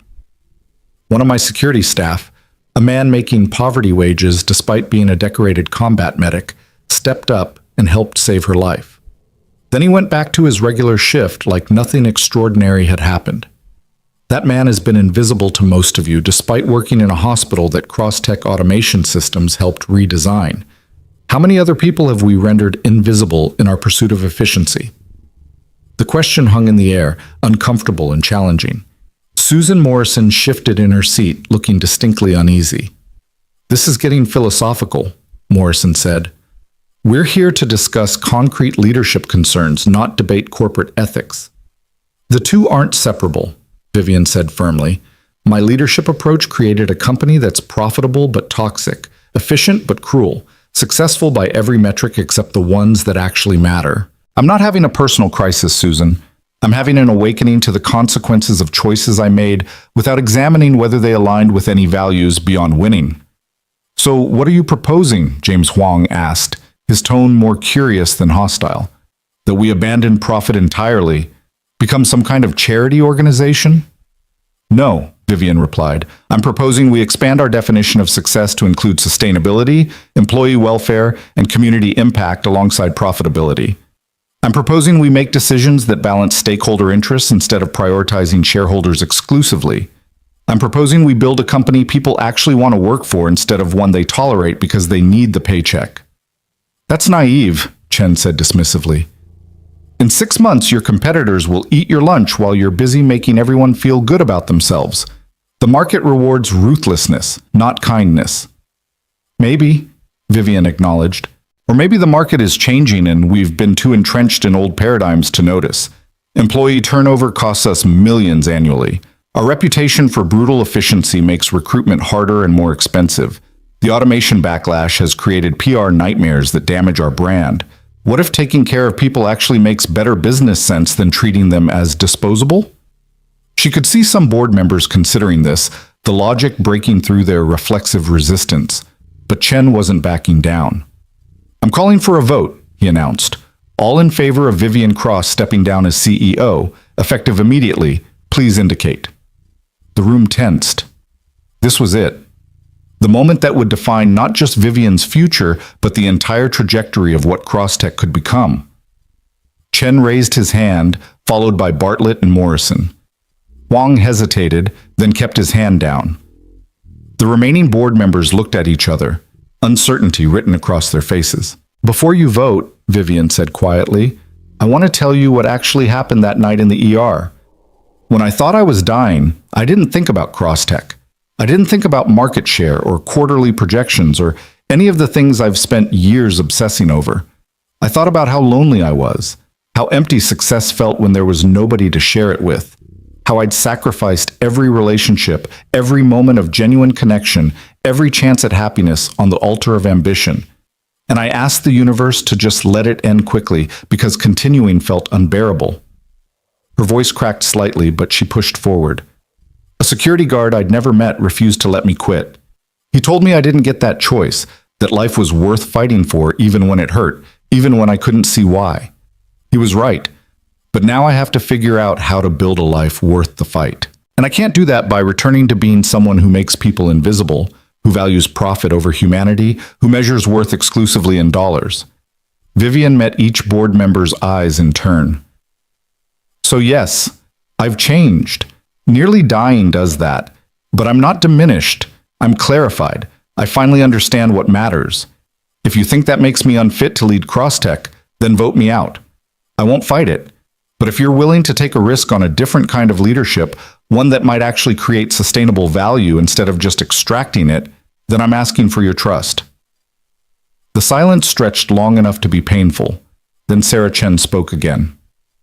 I move that instead of voting on Vivian's removal, we table this discussion for 90 days and allow her to present a concrete proposal for how these values might translate into actual business strategy.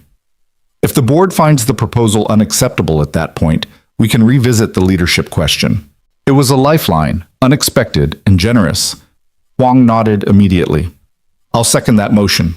Chen's face darkened with fury. This is a delay tactic. No! One of the previously silent board members interrupted. Patricia Alvarez, who'd been with Crosstech since the early days.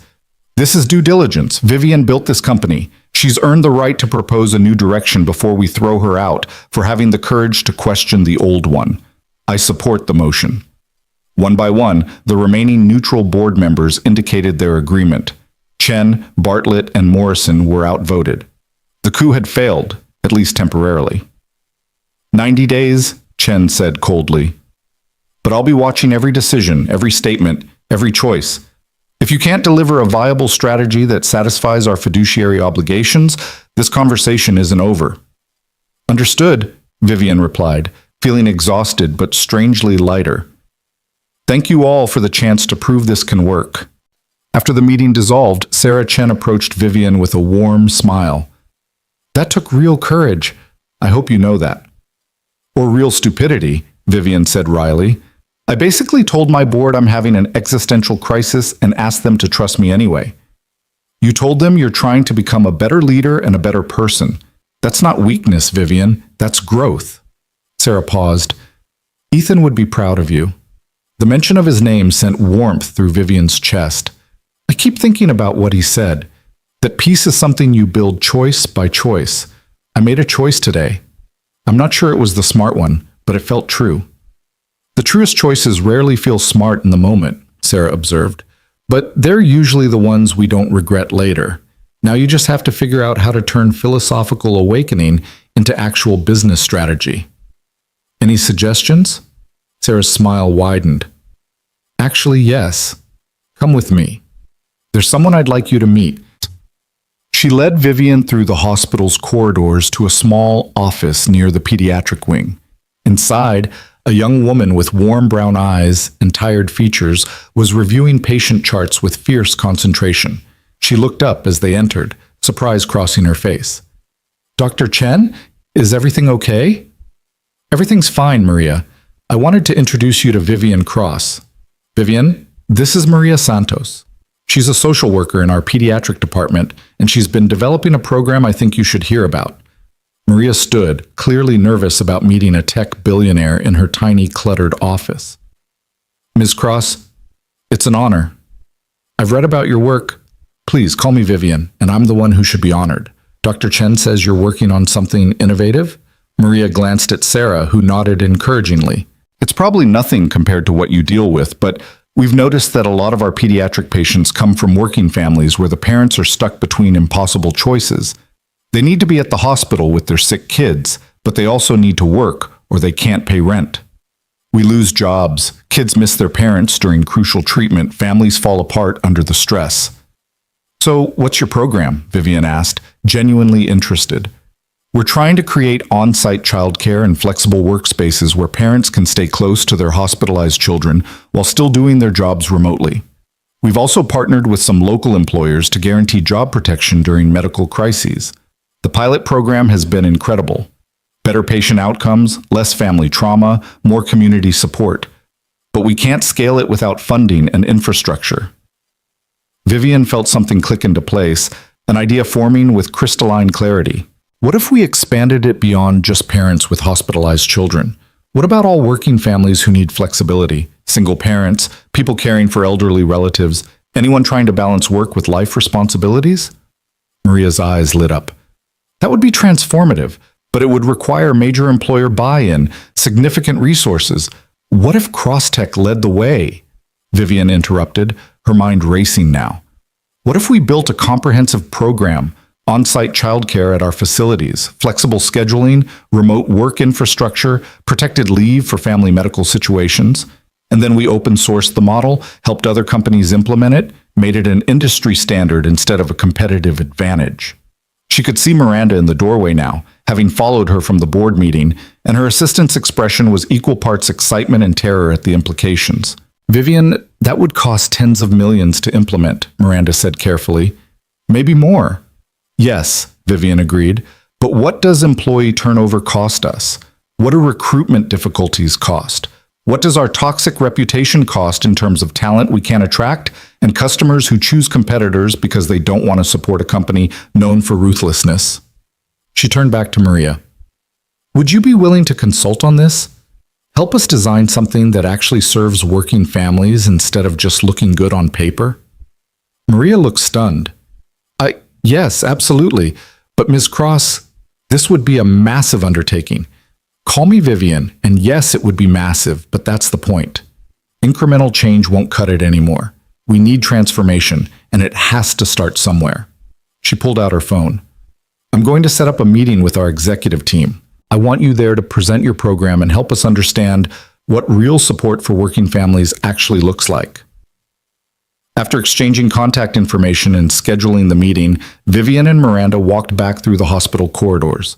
Her assistant was uncharacteristically quiet, processing what had just happened. You realize this is going to be incredibly complicated to implement, Miranda said finally, and expensive. And Chen will fight you every step of the way. I know, Vivian replied, but it's also the right thing to do. And maybe, just maybe, it's also the smart thing. Maybe taking care of people creates value in ways we've been too narrow-minded to recognize. They'd reached the hospital's main entrance when Vivian spotted a familiar figure across the lobby. Ethan was talking with another security guard, going over shift schedules based on the clipboard in his hand. He looked tired but content, completely absorbed in the mundane details of his work. Without overthinking it, Vivian changed direction and headed toward him. Miranda hung back, giving her space. "Ethan?" Vivian called out as she approached. He looked up, surprise crossing his face. "Vivian, everything okay?" "Better than okay, actually. Can we talk for a minute?" Ethan excused himself from his colleague and joined Vivian near a quiet seating area. He studied her face with that particular intensity she'd come to recognize, reading things she hadn't said.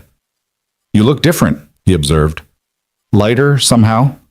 "I feel different," Vivian admitted. "I just survived a board coup by telling them I'm having an existential crisis and need 90 days to figure out how to run a company based on values instead of just profit maximization." Ethan's eyebrows rose. "How did that go?"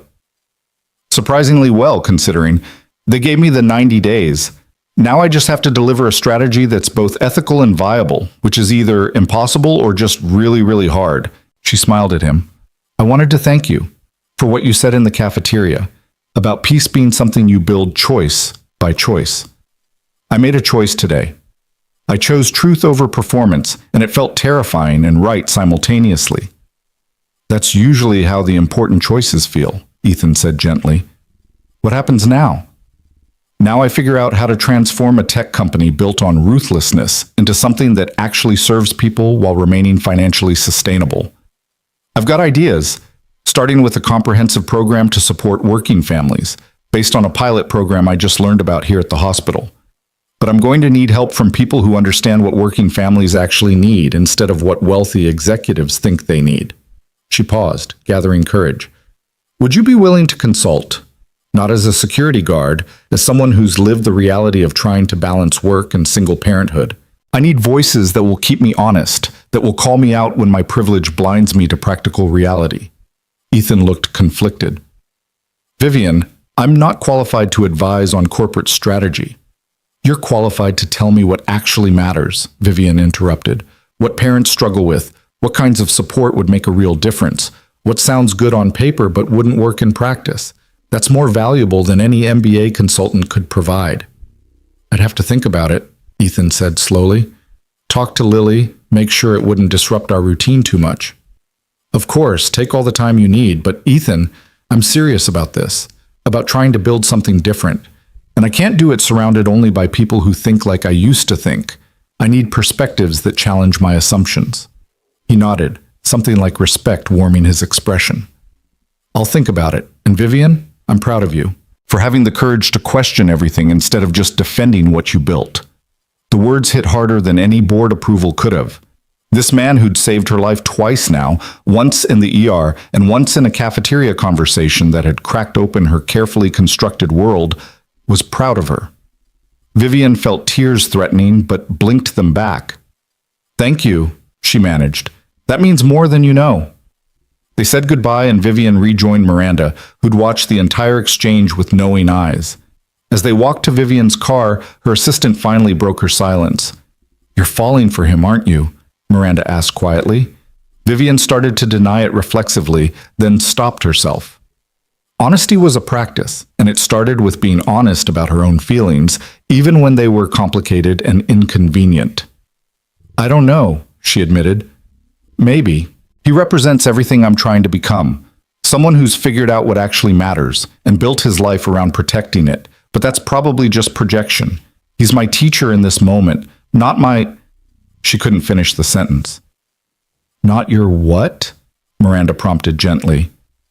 "Not my anything, except someone who helped me see a different way of living. That's enough. That has to be enough." But as they drove away from the hospital, Vivian found herself thinking about brown eyes that saw through her performances, about a daughter's impulsive hug, about dinner in a family restaurant where being present mattered more than being impressive.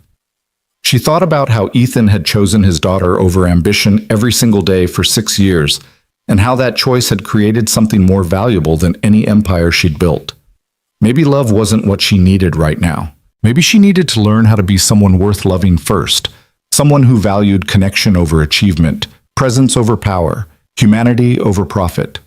Someone who could look at her life when death came calling and feel proud of how she'd spent her time instead of desperate for it to end. That transformation wouldn't happen overnight. It would take choice after choice, building something new while carefully dismantling what she'd been. It would be hard and uncomfortable and probably lonely in ways she couldn't yet imagine. But for the first time since the accident, Vivian felt genuinely excited about her life instead of just defending it. Felt curious about who she might become instead of clinging to who she'd been. Felt hope that maybe, just maybe, surviving could lead to something better than merely existing. She had 90 days to prove it to her board, but more importantly, she had the rest of her life to prove it to herself. And that, she was beginning to understand, was the only metric that actually mattered. The 90 days became a crucible that forged Vivian into someone she barely recognized, and for the first time in her life, that felt like progress rather than loss. She started by doing something that would have been unthinkable 3 months earlier. She spent a week working alongside Crosstech's lowest paid employees. Not as a publicity stunt or undercover boss performance, but genuinely trying to understand their reality. She shadowed the night custodial staff, sat with customer service representatives fielding complaint calls, worked alongside warehouse packers whose productivity was measured in seconds per item. The experience was humbling and infuriating in equal measure. She watched a single mother choose between leaving her shift early to pick up her sick child or keeping her job. She listened to a warehouse worker explain how the bathroom break algorithms left him dehydrated by the end of each shift. She saw firsthand how the efficiency systems she'd approved as abstract optimizations translated into human suffering she'd never bothered to witness. "Why are you really here?" asked James, a custodian who'd worked at Crosstech for 8 years. They were cleaning the executive floor at 2 a.m., and his question carried genuine curiosity rather than hostility. "Because I almost died and realized I'd built something I'm ashamed of," Vivian answered honestly. "And I can't fix it if I don't understand what's actually broken." James paused his mopping, considering her. "You want to know what's broken? The system treats us like machines, like we don't have families or health problems or lives outside these buildings. You measure everything, our productivity, our bathroom breaks, how many seconds it takes us to complete tasks, but you never measure whether we can pay rent or spend time with our kids or sleep at night without worrying about losing everything." "What would make it better?" Vivian asked. "Flexibility," James said immediately. "I've got a son with diabetes. Sometimes I need to leave early for his doctor appointments. But the system doesn't care about that. One more absence, and I'm flagged for termination, even though I've never missed a day that wasn't about my kid's health. If I could just have some flexibility without risking my job, that would change everything." Vivian took notes, really listened, and began building a picture of what her company looked like from the bottom up. It wasn't pretty, but it was real. And reality was what she needed if she was going to create actual change, instead of just performative gestures. Maria Santos became her unlikely partner in transformation. The young social worker brought both idealism and hard-earned pragmatism to their planning sessions, helping Vivian understand what working families actually needed versus what wealthy executives assumed they needed. On-site childcare sounds great until you realize most of your employees work shifts that don't align with traditional daycare hours, Maria explained during one of their marathon planning sessions. And flexible scheduling only works if there's genuine protection against retaliation for using it. People need to know they won't be secretly penalized for choosing their families over perfect attendance. "So we build in protections," Vivian said, typing notes. "Make flexibility part of the performance evaluation structure instead of something that counts against employees. What else? Healthcare. Your insurance is decent for full-time employees, but your warehouse and service workers are mostly part-time to avoid benefit thresholds. That needs to change. And not just medical coverage, mental health support, childcare subsidies, elder care resources, the whole ecosystem of needs that working families juggle." The costs were staggering when Vivian's finance team ran the projections. Implementing comprehensive support across Crosstech's entire workforce would require an investment that would significantly impact quarterly earnings. Maxwell Chen would have a field day with the numbers. But Vivian had stopped measuring success exclusively in dollars. She was learning to calculate in different currencies: employee retention rates, community impact, the value of people choosing to work for Crosstech instead of desperately needing the paycheck. The math was more complicated, but somehow more honest. Ethan eventually agreed to consult, though his conditions were characteristically modest. An hour a week during his lunch break, compensated at his regular security wage, with the understanding that he could walk away if it started impacting his time with Lily. Their first consulting session happened in the same hospital cafeteria where he'd helped her understand what peace actually meant. Ethan arrived with a notebook full of observations from other working parents he'd quietly surveyed, his preparation thorough despite his claims of being unqualified. "The biggest thing people told me is that they need predictability," Ethan said, reviewing his notes. "Not just flexibility, but advance notice. Parents can arrange backup childcare if they know their schedule 2 weeks out. But when shifts change with 48 hours notice or mandatory overtime gets announced same day, it creates impossible situations. So we implement minimum advance notice for scheduling changes," Vivian said, adding it to her growing list of policy reforms. "What else?" "Respect," Ethan said simply. "People want to feel like their work matters and their needs are legitimate. Right now, your policies communicate that employee concerns are obstacles to productivity rather than valid considerations. That corrodes morale and loyalty faster than low wages." Vivian absorbed this, feeling the truth of it. She'd built a company culture that treated human needs as inefficiencies to be minimized rather than realities to be accommodated. The callousness hadn't been malicious, just the logical endpoint of measuring everything in profit rather than in human dignity. "I'm starting to understand why you chose this life," Vivian said quietly. "Why you walked away from career opportunities to be present for Lily. You saw what I'm only now learning, that some things can't be recovered once you sacrifice them. That presence and connection aren't luxuries you get to after achieving success. They're the success, if you're measuring right." Ethan's expression softened. "It took losing Emily to learn that lesson. I'm glad you got to learn it without that cost." "I'm sorry," Vivian said, meaning it, "for what you lost, for what Lily lost." "Me too, every day." He paused, looking down at his hands.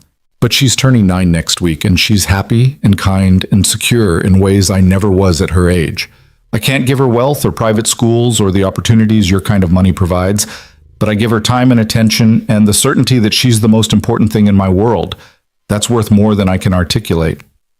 "She knows," Vivian said with certainty. "Anyone who spends 5 minutes with you two can see it. The way she lights up when she sees you, the way you listen to her like her words are treasure. That's visible love. That's the kind that shapes a life."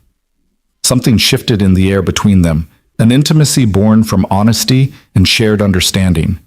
Ethan met her eyes, and Vivian felt the attraction she'd been carefully ignoring flare into something harder to dismiss. But this wasn't the time, and maybe it would never be the time. Some connections were meant to be transformative without becoming romantic, teachers who appeared exactly when needed and then gracefully stepped back.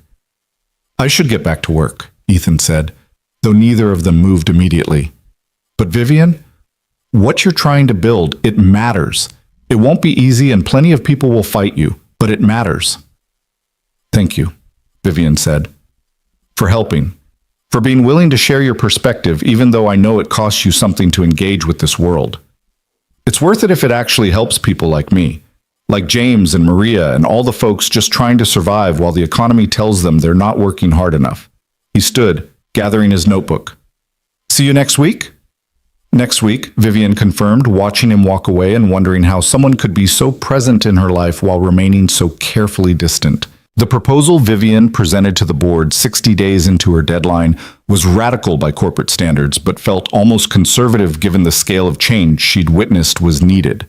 Comprehensive family support programs, guaranteed scheduling notice, protected flexibility without retaliation, healthcare expansion to part-time workers, mental health resources, childcare subsidies, elder care support.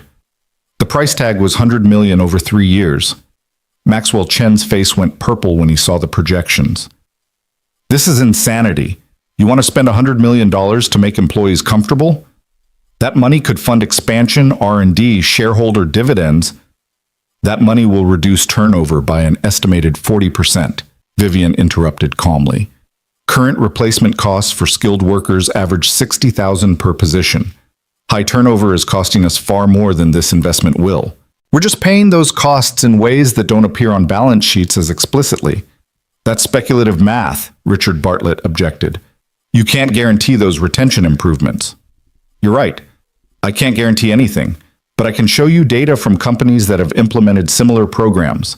Patagonia, Costco, REI. Their retention rates are significantly higher, their recruitment costs are lower, and their employees are measurably more productive. They've proven this model works if you're willing to think long-term instead of quarter to quarter. Susan Morrison leaned forward, studying the proposal. What about competitive advantage? If we invest all this money in employee welfare and our competitors don't, won't they undercut us on price? Maybe in the short term, Vivian acknowledged. But we're also going to open source the model. Help other companies implement similar programs. Make it an industry standard rather than trying to hoard it as proprietary advantage. The room erupted. Chen looked apoplectic. Several board members began talking at once, their objections overlapping into noise. Only Patricia Alvarez remained calm, reading through the proposal with focused attention. Let her finish, Patricia said firmly, and the room gradually quieted. Vivian, explain the open source strategy. Why would we give away something we paid to develop? Because the goal isn't competitive advantage, Vivian said. The goal is industry transformation. If Crosstech is the only company treating workers well, we become a target. Competitors will paint us as soft, inefficient, not serious about business. But if we catalyze widespread adoption, we change the baseline expectations for the entire sector.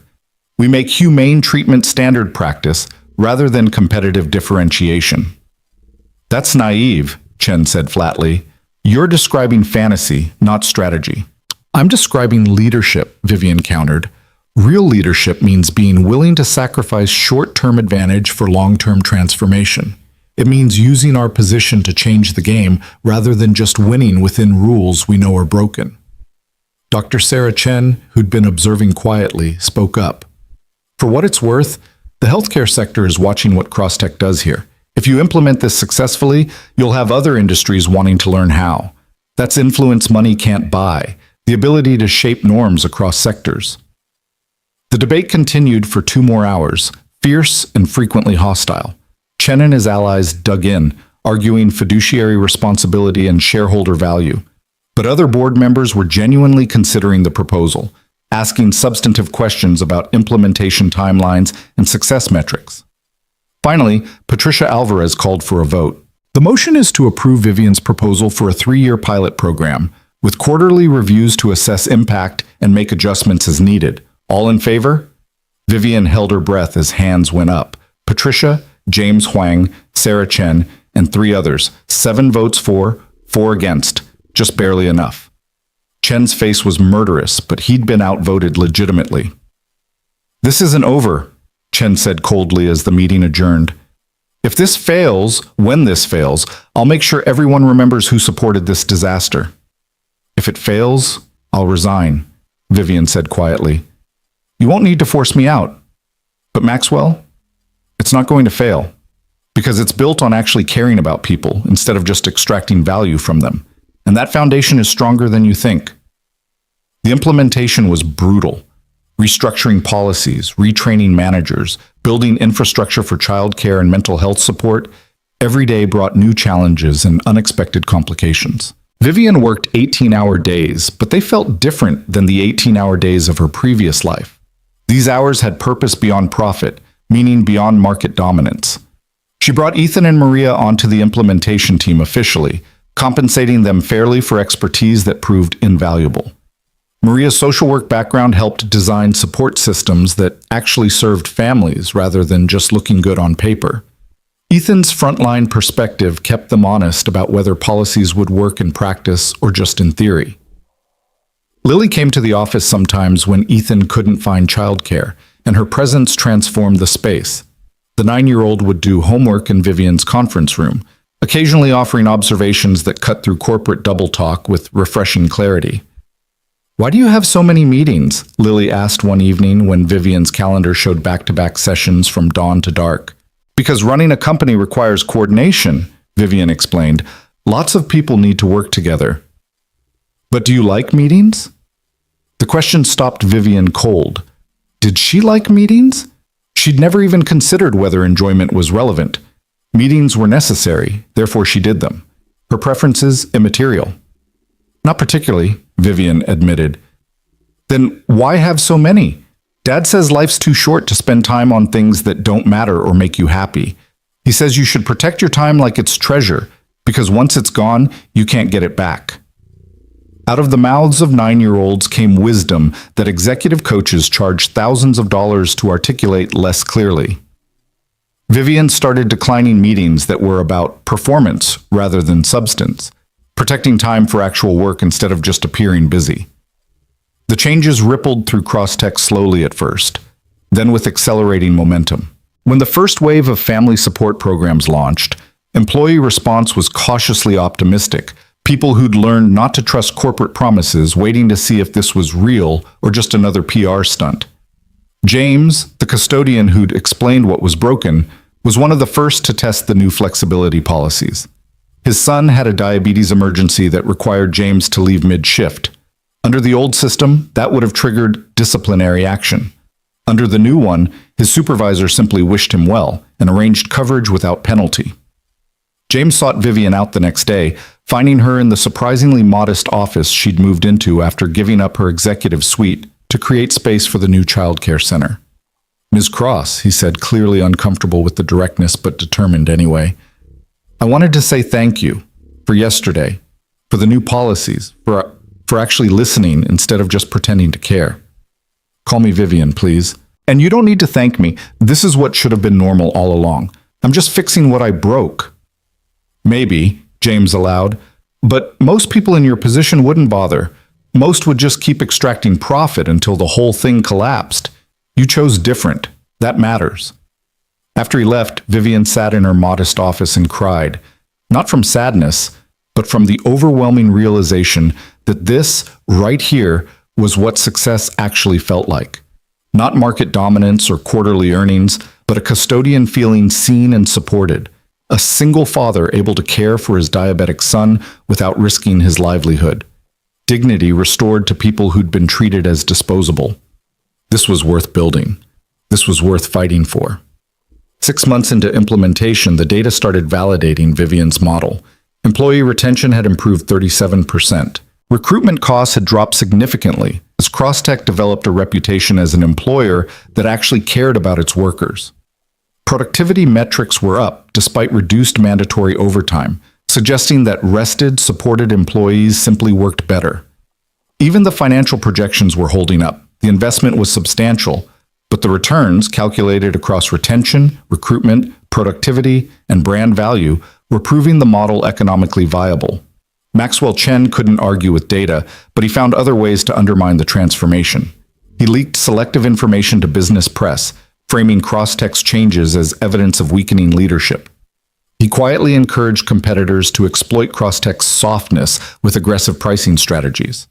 The attacks stung but didn't deter Vivian.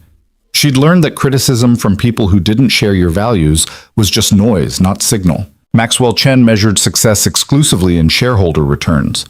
Vivian had expanded her definition to include employee welfare, community impact, and whether she could look at herself in the mirror without shame. By those metrics, she was succeeding spectacularly. The breakthrough came 8 months into the transformation, when a major competitor, Tech Dynamics, one of Crosstech's fiercest rivals, reached out requesting information about the family support programs. Their CEO, Jonathan Wu, was frank about his motivation. "We're hemorrhaging talent to you," Wu explained during a video call. "Our best people are leaving for Crosstech even though we pay comparable salaries. When we do exit interviews, they cite your family support policies as the deciding factor. I need to understand what you've built and how we might implement something similar." Vivian felt triumph surge, but kept her expression neutral. "I'm happy to share everything. That's actually part of the strategy, making this industry-wide rather than hoarding it as competitive advantage." "You're serious about open sourcing it?" Wu asked, skeptical. "Why would you give away something that's clearly working?" Because one company treating workers well isn't transformation. It's an anomaly that creates resentment and eventually gets eroded by competitive pressure. But if multiple major players adopt similar standards, we change the baseline. We make humane treatment the expectation rather than the exception. Over the following months, Vivian consulted with 6 major competitors, helping them implement versions of Crosstech's family support model. Each adaptation brought new insights that improved the original, creating a feedback loop of innovation that benefited the entire sector. The business press struggled to categorize what was happening. Some called it corporate socialism. Others labeled it enlightened self-interest. A few recognized it for what it actually was, a fundamental rethinking of what companies owed the people who made them profitable. Through it all, Ethan remained Vivian's anchor and conscience. Their weekly consultations evolved into something deeper than professional collaboration, but never quite crossed into explicit romance. They had dinner together occasionally, always including Lily, building a friendship that felt both insufficient and exactly what was needed. "You're in love with him," Miranda observed one evening after Ethan and Lily had left following a planning session that had stretched through dinner.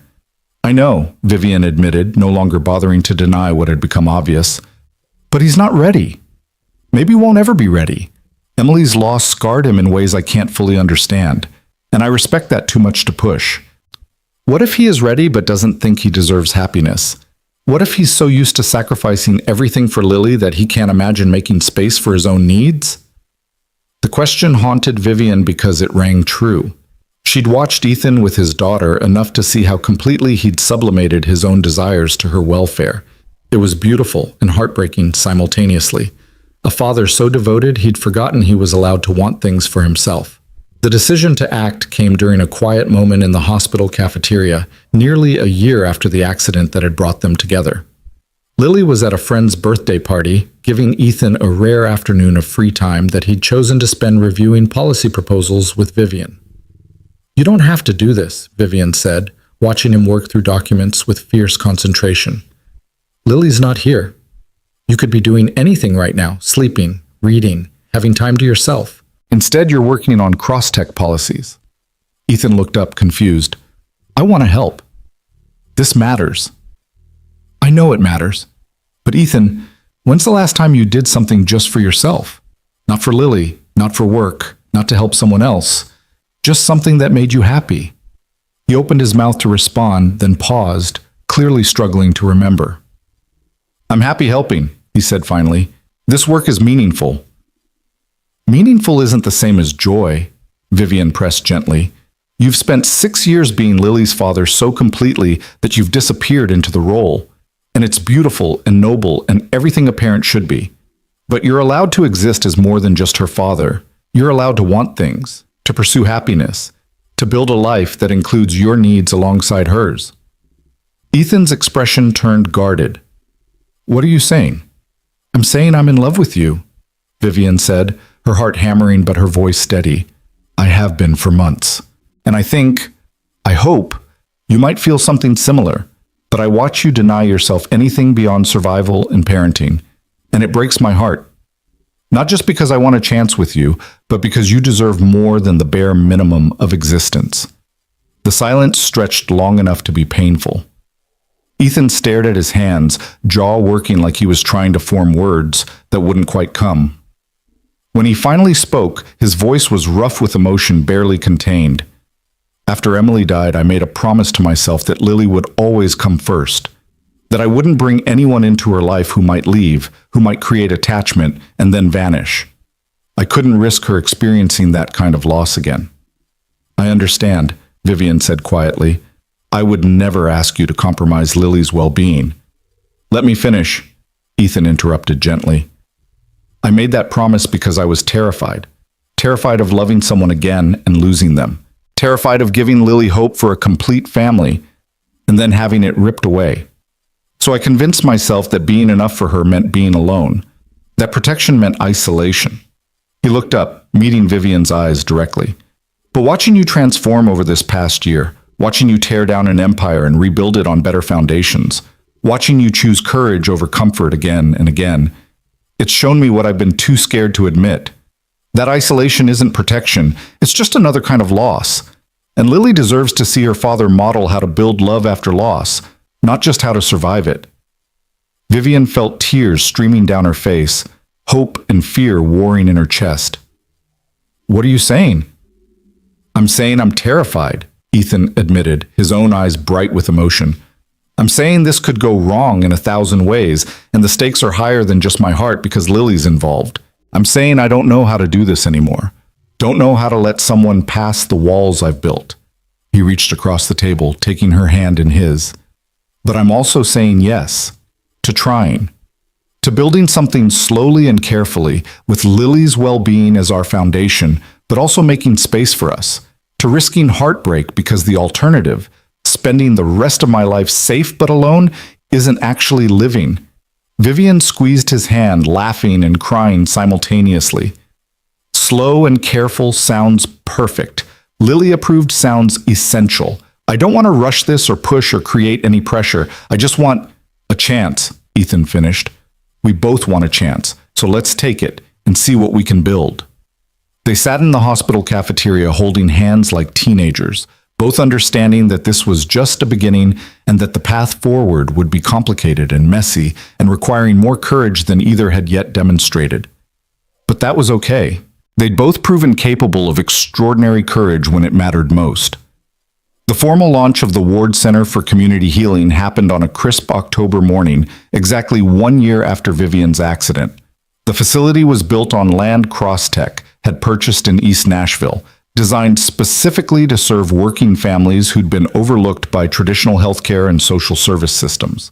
The center offered sliding-scale medical care, mental health counseling, childcare support, job training, and coordination services. Everything Maria Santos and her team had identified as critical needs for families struggling to stay afloat. It was funded through a Crosstech foundation that Vivian had endowed with $500 million, enough to sustain operations in perpetuity. The naming had been Vivian's idea, though Ethan had objected strenuously when she'd proposed it. This isn't about me, he'd argued. I don't want my name on a building like some kind of hero. It's not about heroism, Vivian had countered. It's about what you taught me. That worth comes from how we show up for each other, not from wealth or status or achievement. This center exists because you showed me a different way to measure success. Your name reminds everyone who enters that the invisible people, the ones working security and cleaning floors and raising kids on minimum wage, they're the ones who actually hold our world together. Ethan had eventually agreed, understanding that sometimes accepting recognition was itself a form of service, a way to lift up all the people who did essential work in the shadows while society celebrated louder, less necessary contributions. The opening ceremony drew unexpected attendance. Employees from across Crosstech's operations came to see what the transformation had produced. Competitors who'd implemented their own family support programs sent representatives. Local government officials and community leaders filled the seats, curious about this unprecedented corporate investment in public welfare. Maxwell Chen had not been invited, having finally resigned from the board 3 months earlier when it became clear the transformation was permanent and profitable. His departure had been bitter, but ultimately necessary. Some people couldn't adapt to new paradigms no matter how much evidence supported them. Vivian stood at the podium looking out at the assembled crowd, Lily and Ethan seated in the front row giving her courage. A year ago, she would have crafted this speech to project power and competence, to prove she was still the ruthless CEO who'd built Crosstech into a tech giant. Now she understood that vulnerability was its own kind of strength, that admitting failure was often more powerful than claiming success. A year ago, I whispered 5 words in an emergency room that I'll never forget, Vivian began, her voice steady but carrying emotion. I said, please just make it fast. I was asking a stranger to let me give up, to let death come quickly, because fighting seemed unbearable. In that moment, I had everything our society tells us matters: wealth, power, status, achievement. And none of it felt worth the effort of survival. She paused, letting that truth settle. The man I asked for permission to quit was Ethan Ward, who's sitting in front of me right now, probably wishing he was anywhere else because he hates being the center of attention. Ethan refused to let me give up. He kept me alive long enough for the medical team to save me. But more importantly, in the weeks and months that followed, he taught me how to live. Not just survive, but actually build a life worth the fight. Vivian's gaze found Ethan's, drawing strength from his steady presence. Ethan had every reason to be bitter and broken.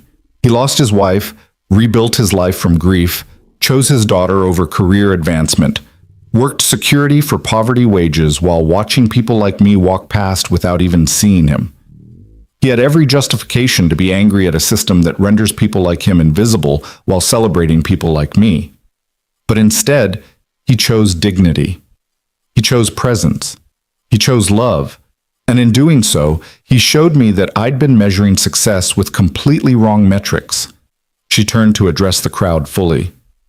This center exists because Ethan Ward and people like him, the Maria Santoses working in pediatric social work, the Jameses cleaning our buildings at 2 a.m., the thousands of workers just trying to survive while the economy tells them they're not working hard enough. They deserve better.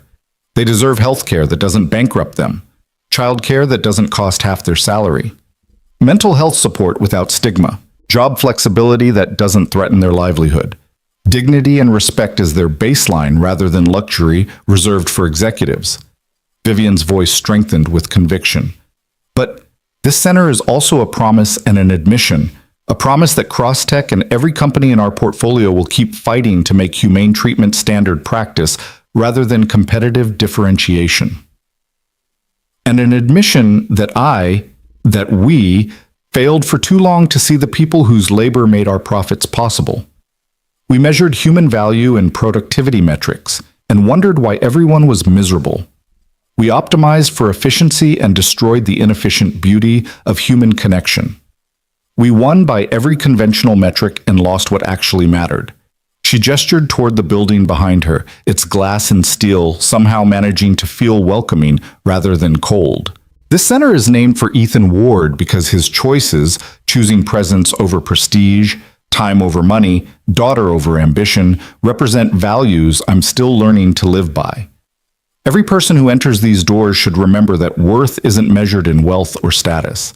It's measured in how we show up for each other, how we protect what matters, how we build communities that refuse to let anyone become invisible. Vivian's closing was simple and direct. Thank you all for being here. Thank you to everyone who's partnered in this transformation. And thank you, Ethan, for not letting me quit, for teaching me that survival is just the beginning and that the real work is figuring out what makes survival worthwhile. The applause was thunderous. Vivian stepped away from the podium, suddenly exhausted but deeply satisfied.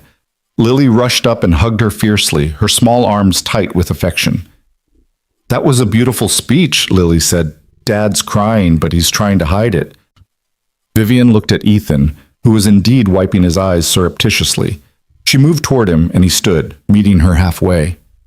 They didn't kiss, still too new, still too aware of Lily watching and the crowd around them, but Ethan pulled her into an embrace that communicated everything words couldn't quite capture. Thank you, he whispered against her hair, for seeing people like me, for caring enough to actually change instead of just performing concern.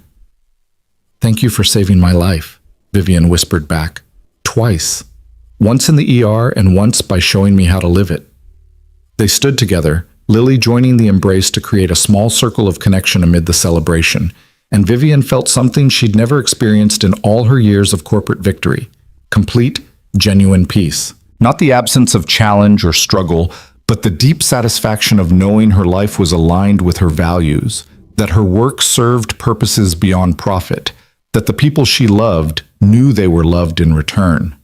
Later, after the crowds had dispersed and the formal celebration had ended, the three of them walked through the center's empty corridors.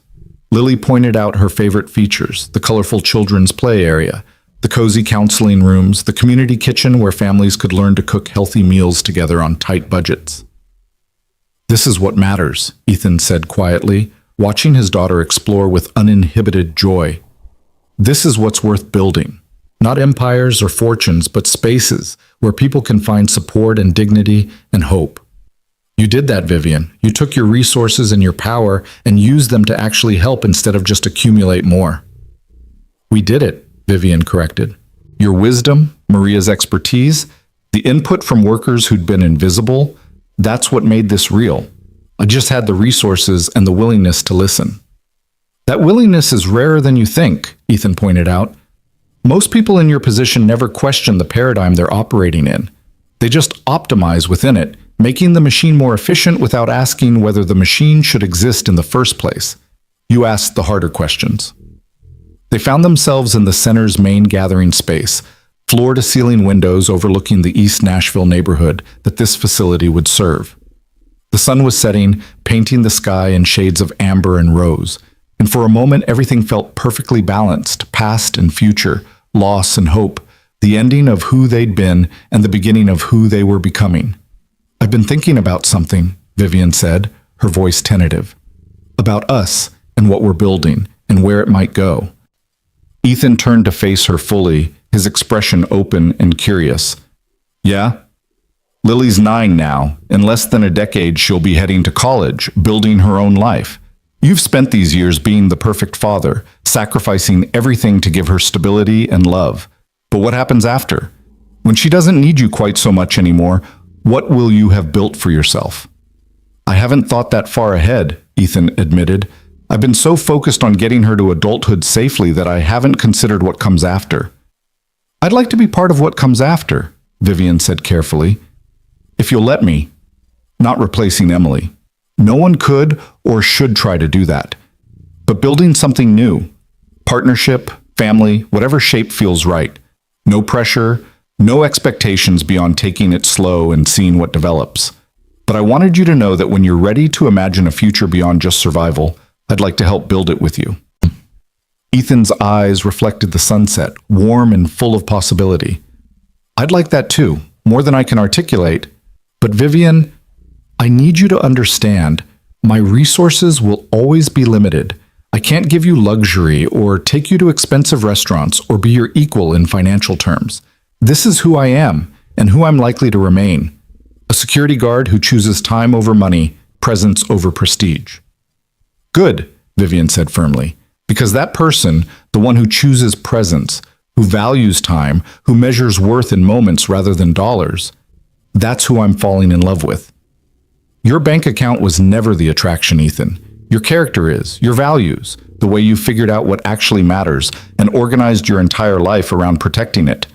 That's what I want to learn from and build with and maybe, eventually, share my life with." Before Ethan could respond, Lily's voice called out from across the gathering space. "Dad, Vivian, come look at the mural! It has butterflies and they're so pretty." They exchanged a smile, the conversation unfinished but promising, suspended in a space between declaration and commitment where possibility lived. Then they went to admire the butterflies with Lily, all three of them slowly learning how to be something more than individuals navigating separate struggles, beginning to understand what family might look like built on choice rather than obligation, on presence rather than obligation, on love that had been earned through shared transformation rather than assumed through convention. 6 months later, Vivian stood in a different kind of space, not a gleaming corporate facility or a charitable center, but Ethan and Lily's modest one-bedroom apartment in East Nashville. She'd been invited for dinner, a simple pasta meal that Lily insisted on helping prepare despite her cooking skills being enthusiastically amateur at best. "I'm making the salad," Lily announced proudly, wielding a butter knife to cut tomatoes with more confidence than precision. "Dad says I'm really improving." "She only cut herself twice this time," Ethan stage whispered to Vivian, earning an indignant protest from his daughter. Vivian laughed, settling into the worn but comfortable couch that doubled as Ethan's bed. This apartment was smaller than her walk-in closet had been, contained fewer possessions than she typically owned in any single category, offered none of the luxury her penthouse provided. And somehow it felt more like home than anywhere she'd ever lived. "Can I ask you something?" Lily said suddenly, her attention shifting from salad preparation to Vivian with the abrupt focus children manage so effortlessly.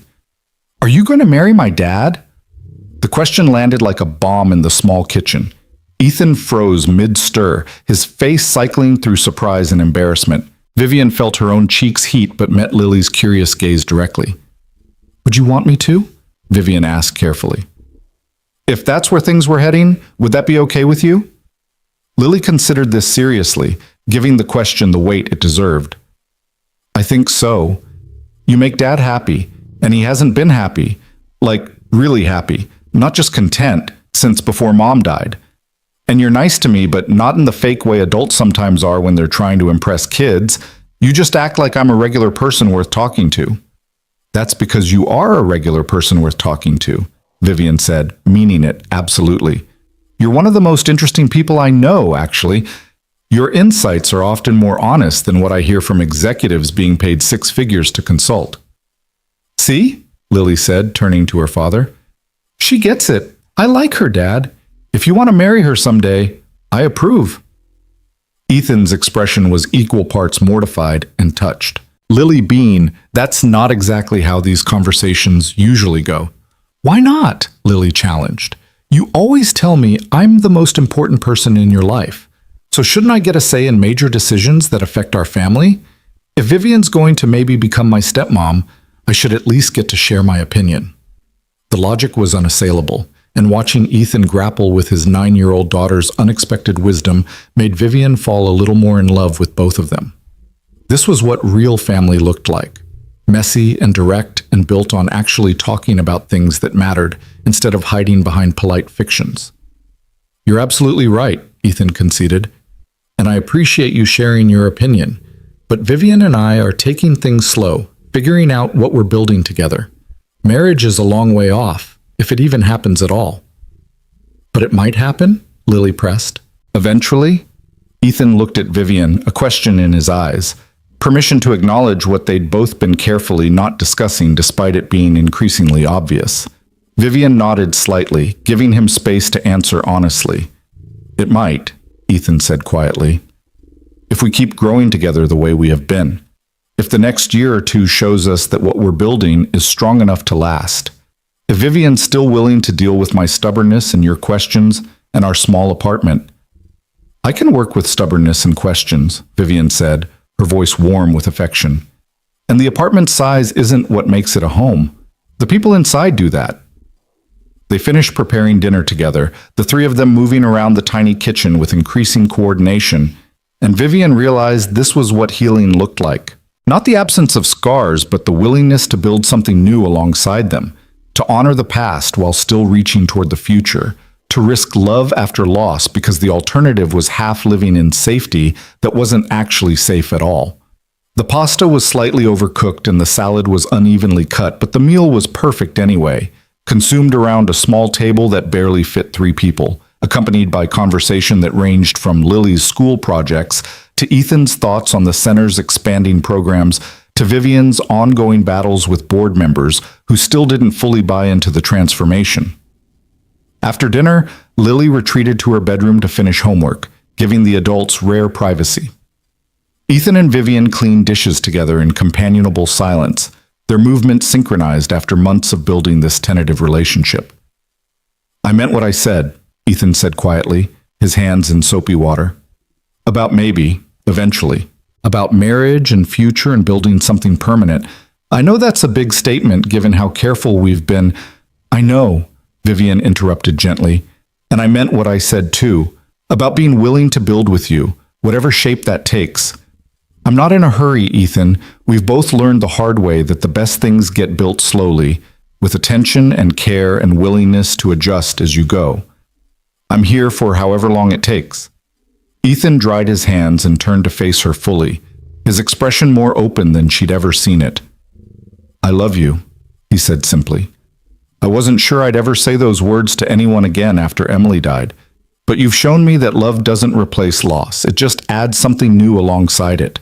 And I love you for who you are, for who you've become, for your courage in tearing down what wasn't working and building something better." Vivian felt tears threatening but let them come, done with hiding emotion as weakness. "I love you too, for teaching me what actually matters, for refusing to let me quit when giving up seemed easier, for being the most genuinely good person I've ever met, not in some performative way, but in how you actually live your values every single day." The kiss then, gentle and tentative and full of promise, the kind of kiss that acknowledged past pain while still reaching toward future joy. When they pulled apart, both were smiling through tears, recognizing the significance of this moment. Not the beginning of their relationship, which had started months ago in tentative conversations and careful boundary setting, but the acknowledgement that what they were building might actually last, might actually become the foundation for something permanent and real. From her bedroom, Lily's voice called out with perfect timing. "Are you guys kissing? Because I support that, just so you know." They both laughed, the tension breaking into something lighter. "Your daughter has remarkable timing," Vivian observed. "She gets that from her mother," Ethan said, fondness and grief mixing in his voice. Emily always knew exactly when to interject with perspective that cut through whatever overthinking I was doing. "I wish I could have known her," Vivian said honestly. "She would have liked you," Ethan replied. "Probably would have called me an idiot for taking so long to admit my feelings. Emily was never one for excessive caution about emotions." They finished cleaning up, and Vivian prepared to leave, conscious of not overstaying her welcome and aware that Ethan and Lily needed their evening routine together. But at the door, Ethan caught her hand. "Stay," he said quietly. "Just to watch a movie with us, nothing more. But I'd like you to stay, if you want to." Vivian wanted to, more than she'd wanted anything in recent memory. So she stayed, settling on the couch between Ethan and Lily while they watched an animated film about feelings that somehow managed to make all three of them cry. And when the movie ended and Lily's bedtime arrived, Vivian helped with the routine, listening to Lily's recap of the day, tucking her in alongside Ethan, whispering goodnight with the casual intimacy of someone who was slowly becoming part of this small family. "Love you more than the world, Lily Bean," Ethan said, the ritual phrase he'd spoken every night for 9 years. "Love you more than the stars," Lily replied sleepily. Then, looking at Vivian, "Love you too. Almost stepmom, maybe." Vivian's throat tightened with emotion. "Love you too, Lily. More than you know." Later, standing at the apartment door preparing to actually leave this time, Vivian and Ethan lingered in the threshold space between inside and outside, presence and absence, the life they were building and the lives they maintained separately. "This is going to work, isn't it?" Vivian said, not quite making it a question. "We're actually going to figure out how to build something that lasts." "Yeah," Ethan agreed, certainty in his voice. "We are. Because we're both willing to do the work, to communicate, to choose each other every day the way I choose Lily. That's all any relationship is. A series of daily choices to keep showing up, keep being present, keep loving even when it's hard." "Then I choose this," Vivian said firmly. "I choose you and Lily and whatever future we can build together, every day, for as long as you'll have me." "Then you're stuck with us," Ethan said, smiling. "Fair warning, we're not impressive by conventional standards, but we're real, and we're here, and we're yours if you want us." "I want you," Vivian confirmed, "more than I've wanted anything I spent my whole life chasing. You showed me what actually matters, Ethan. Now I'm just trying to live up to the lesson." They kissed goodbye, longer this time, infused with promise and commitment and the understanding that this was no longer tentative exploration, but something more solid, more permanent, more real. Then Vivian left, driving back to her penthouse with her heart fuller than any business victory had ever made it, her mind already planning how to eventually merge their lives into something that honored both her resources and his values, both her desire to help and his need for autonomy. The work continued at Crosstech, where the transformation was becoming permanent culture rather than temporary experiment. At the Ward Center, where hundreds of families were finding support they'd never had access to before. In small moments of connection between a security guard, a billionaire, and a 9-year-old girl learning that family could be built from choice rather than just biology. Maxwell Chen's prediction of failure never materialized. Instead, Crosstech became a model that other companies studied and attempted to replicate. Not always successfully, but often enough that industry standards began shifting toward more humane treatment of workers. The financial metrics validated the approach, proving that caring about people and maintaining profitability weren't mutually exclusive, just rarely attempted with genuine commitment. Vivian's reputation transformed as well. She was no longer primarily known as the ruthless tech CEO who displaced thousands to boost quarterly earnings. Instead, she became the leader who'd had the courage to admit she was wrong, to tear down what wasn't working, to rebuild on better foundations even when it cost her personally. Business schools studied her transformation as an example of adaptive leadership. Social justice organizations celebrated her as proof that corporate power could be redirected toward public good. But the accolades mattered less to Vivian than the quiet moments. Lily's homework sessions in her home office, Ethan's hand in hers while watching sunset from her penthouse windows, family dinners in his apartment where the space was small, but the love was enormous. She'd built an empire and discovered it wasn't enough. Now she was building something smaller and infinitely more valuable. A life worth the fight, relationships worth protecting, moments worth remembering when death eventually came calling again. Because it would come calling. Vivian understood that now. Mortality wasn't something you defeated, but something you accepted while choosing to live fully anyway. She'd been given a second chance that night in the ER, not through avoiding death, but through being saved by someone who refused to let her quit. The real gift wasn't survival, but the transformation that survival had made possible, the permission to question everything and rebuild according to values she'd spent years ignoring. On the one-year anniversary of the Ward Center's opening, Vivian stood again at a podium addressing a crowd. But this time, Ethan stood beside her, and Lily sat in the front row beaming with pride at both of them. The center had served over 5,000 families in its first year, providing care and support that had prevented evictions, saved jobs, kept kids in school, held families together during crisis. A wise person once told me that peace isn't something you find, Vivian said, echoing Ethan's words from that pivotal cafeteria conversation. It's something you build, choice by choice, even when every choice costs you something. This center represents thousands of those choices, by staff who chose service, by families who chose to accept help, by a community that chose to invest in each other's well-being. She turned to look at Ethan, letting her love show openly. But most of all, it represents the choice one man made to refuse my request to give up, to tell me I didn't get to quit, that life was worth fighting for even when I couldn't see why. Everything we've built here, everything I've become, started with that choice. With one person deciding another person's life mattered enough to fight for. Ethan's eyes reflected tears he didn't bother hiding. In the front row, Lily wiped her own eyes while grinning proudly. The crowd applauded, but Vivian barely heard it, too focused on the man beside her and the daughter watching them and the profound rightness of this moment. After the ceremony, the three of them walked through the center's community garden, a space where families grew vegetables together. Children played in raised beds designed to be accessible, and a small memorial honored Emily Ward with a bench and a plaque reading, "She taught us that love plants seeds for futures we might never see." "She'd be proud of you," Vivian said quietly to Ethan, "of who you've become, of how you've raised Lily, of the courage it took to risk loving again." "She'd be proud of you too," Ethan replied, "for choosing to change instead of defending who you were.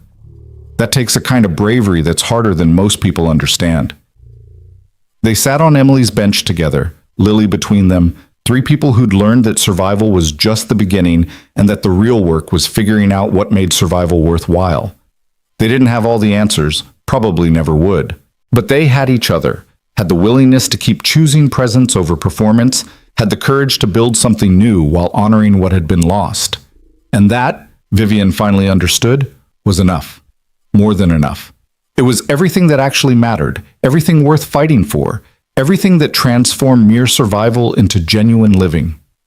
The sun set over East Nashville, painting the sky in shades of amber and rose, and Vivian Cross, tech billionaire, transformed leader, almost stepmom, maybe, felt peace settle into her bones with the weight of hard-earned wisdom. She'd nearly died asking for permission to give up.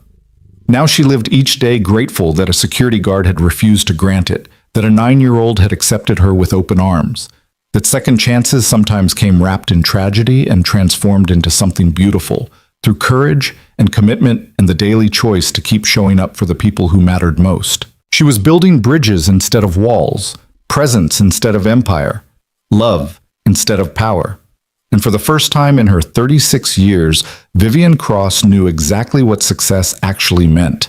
It looked like this moment, this bench, these people. It looked like living a life she'd fight for instead of escape from. It looked like having learned, finally, gratefully, how to measure worth in moments rather than dollars, in connection rather than achievement, and the quiet certainty that when death eventually claimed her, she'd have no need to ask for it to be quick, because she'd lived fully, loved deeply, and left the world better than she'd found it. That was the only metric that mattered. And by that measure, Vivian Cross had finally, triumphantly, succeeded.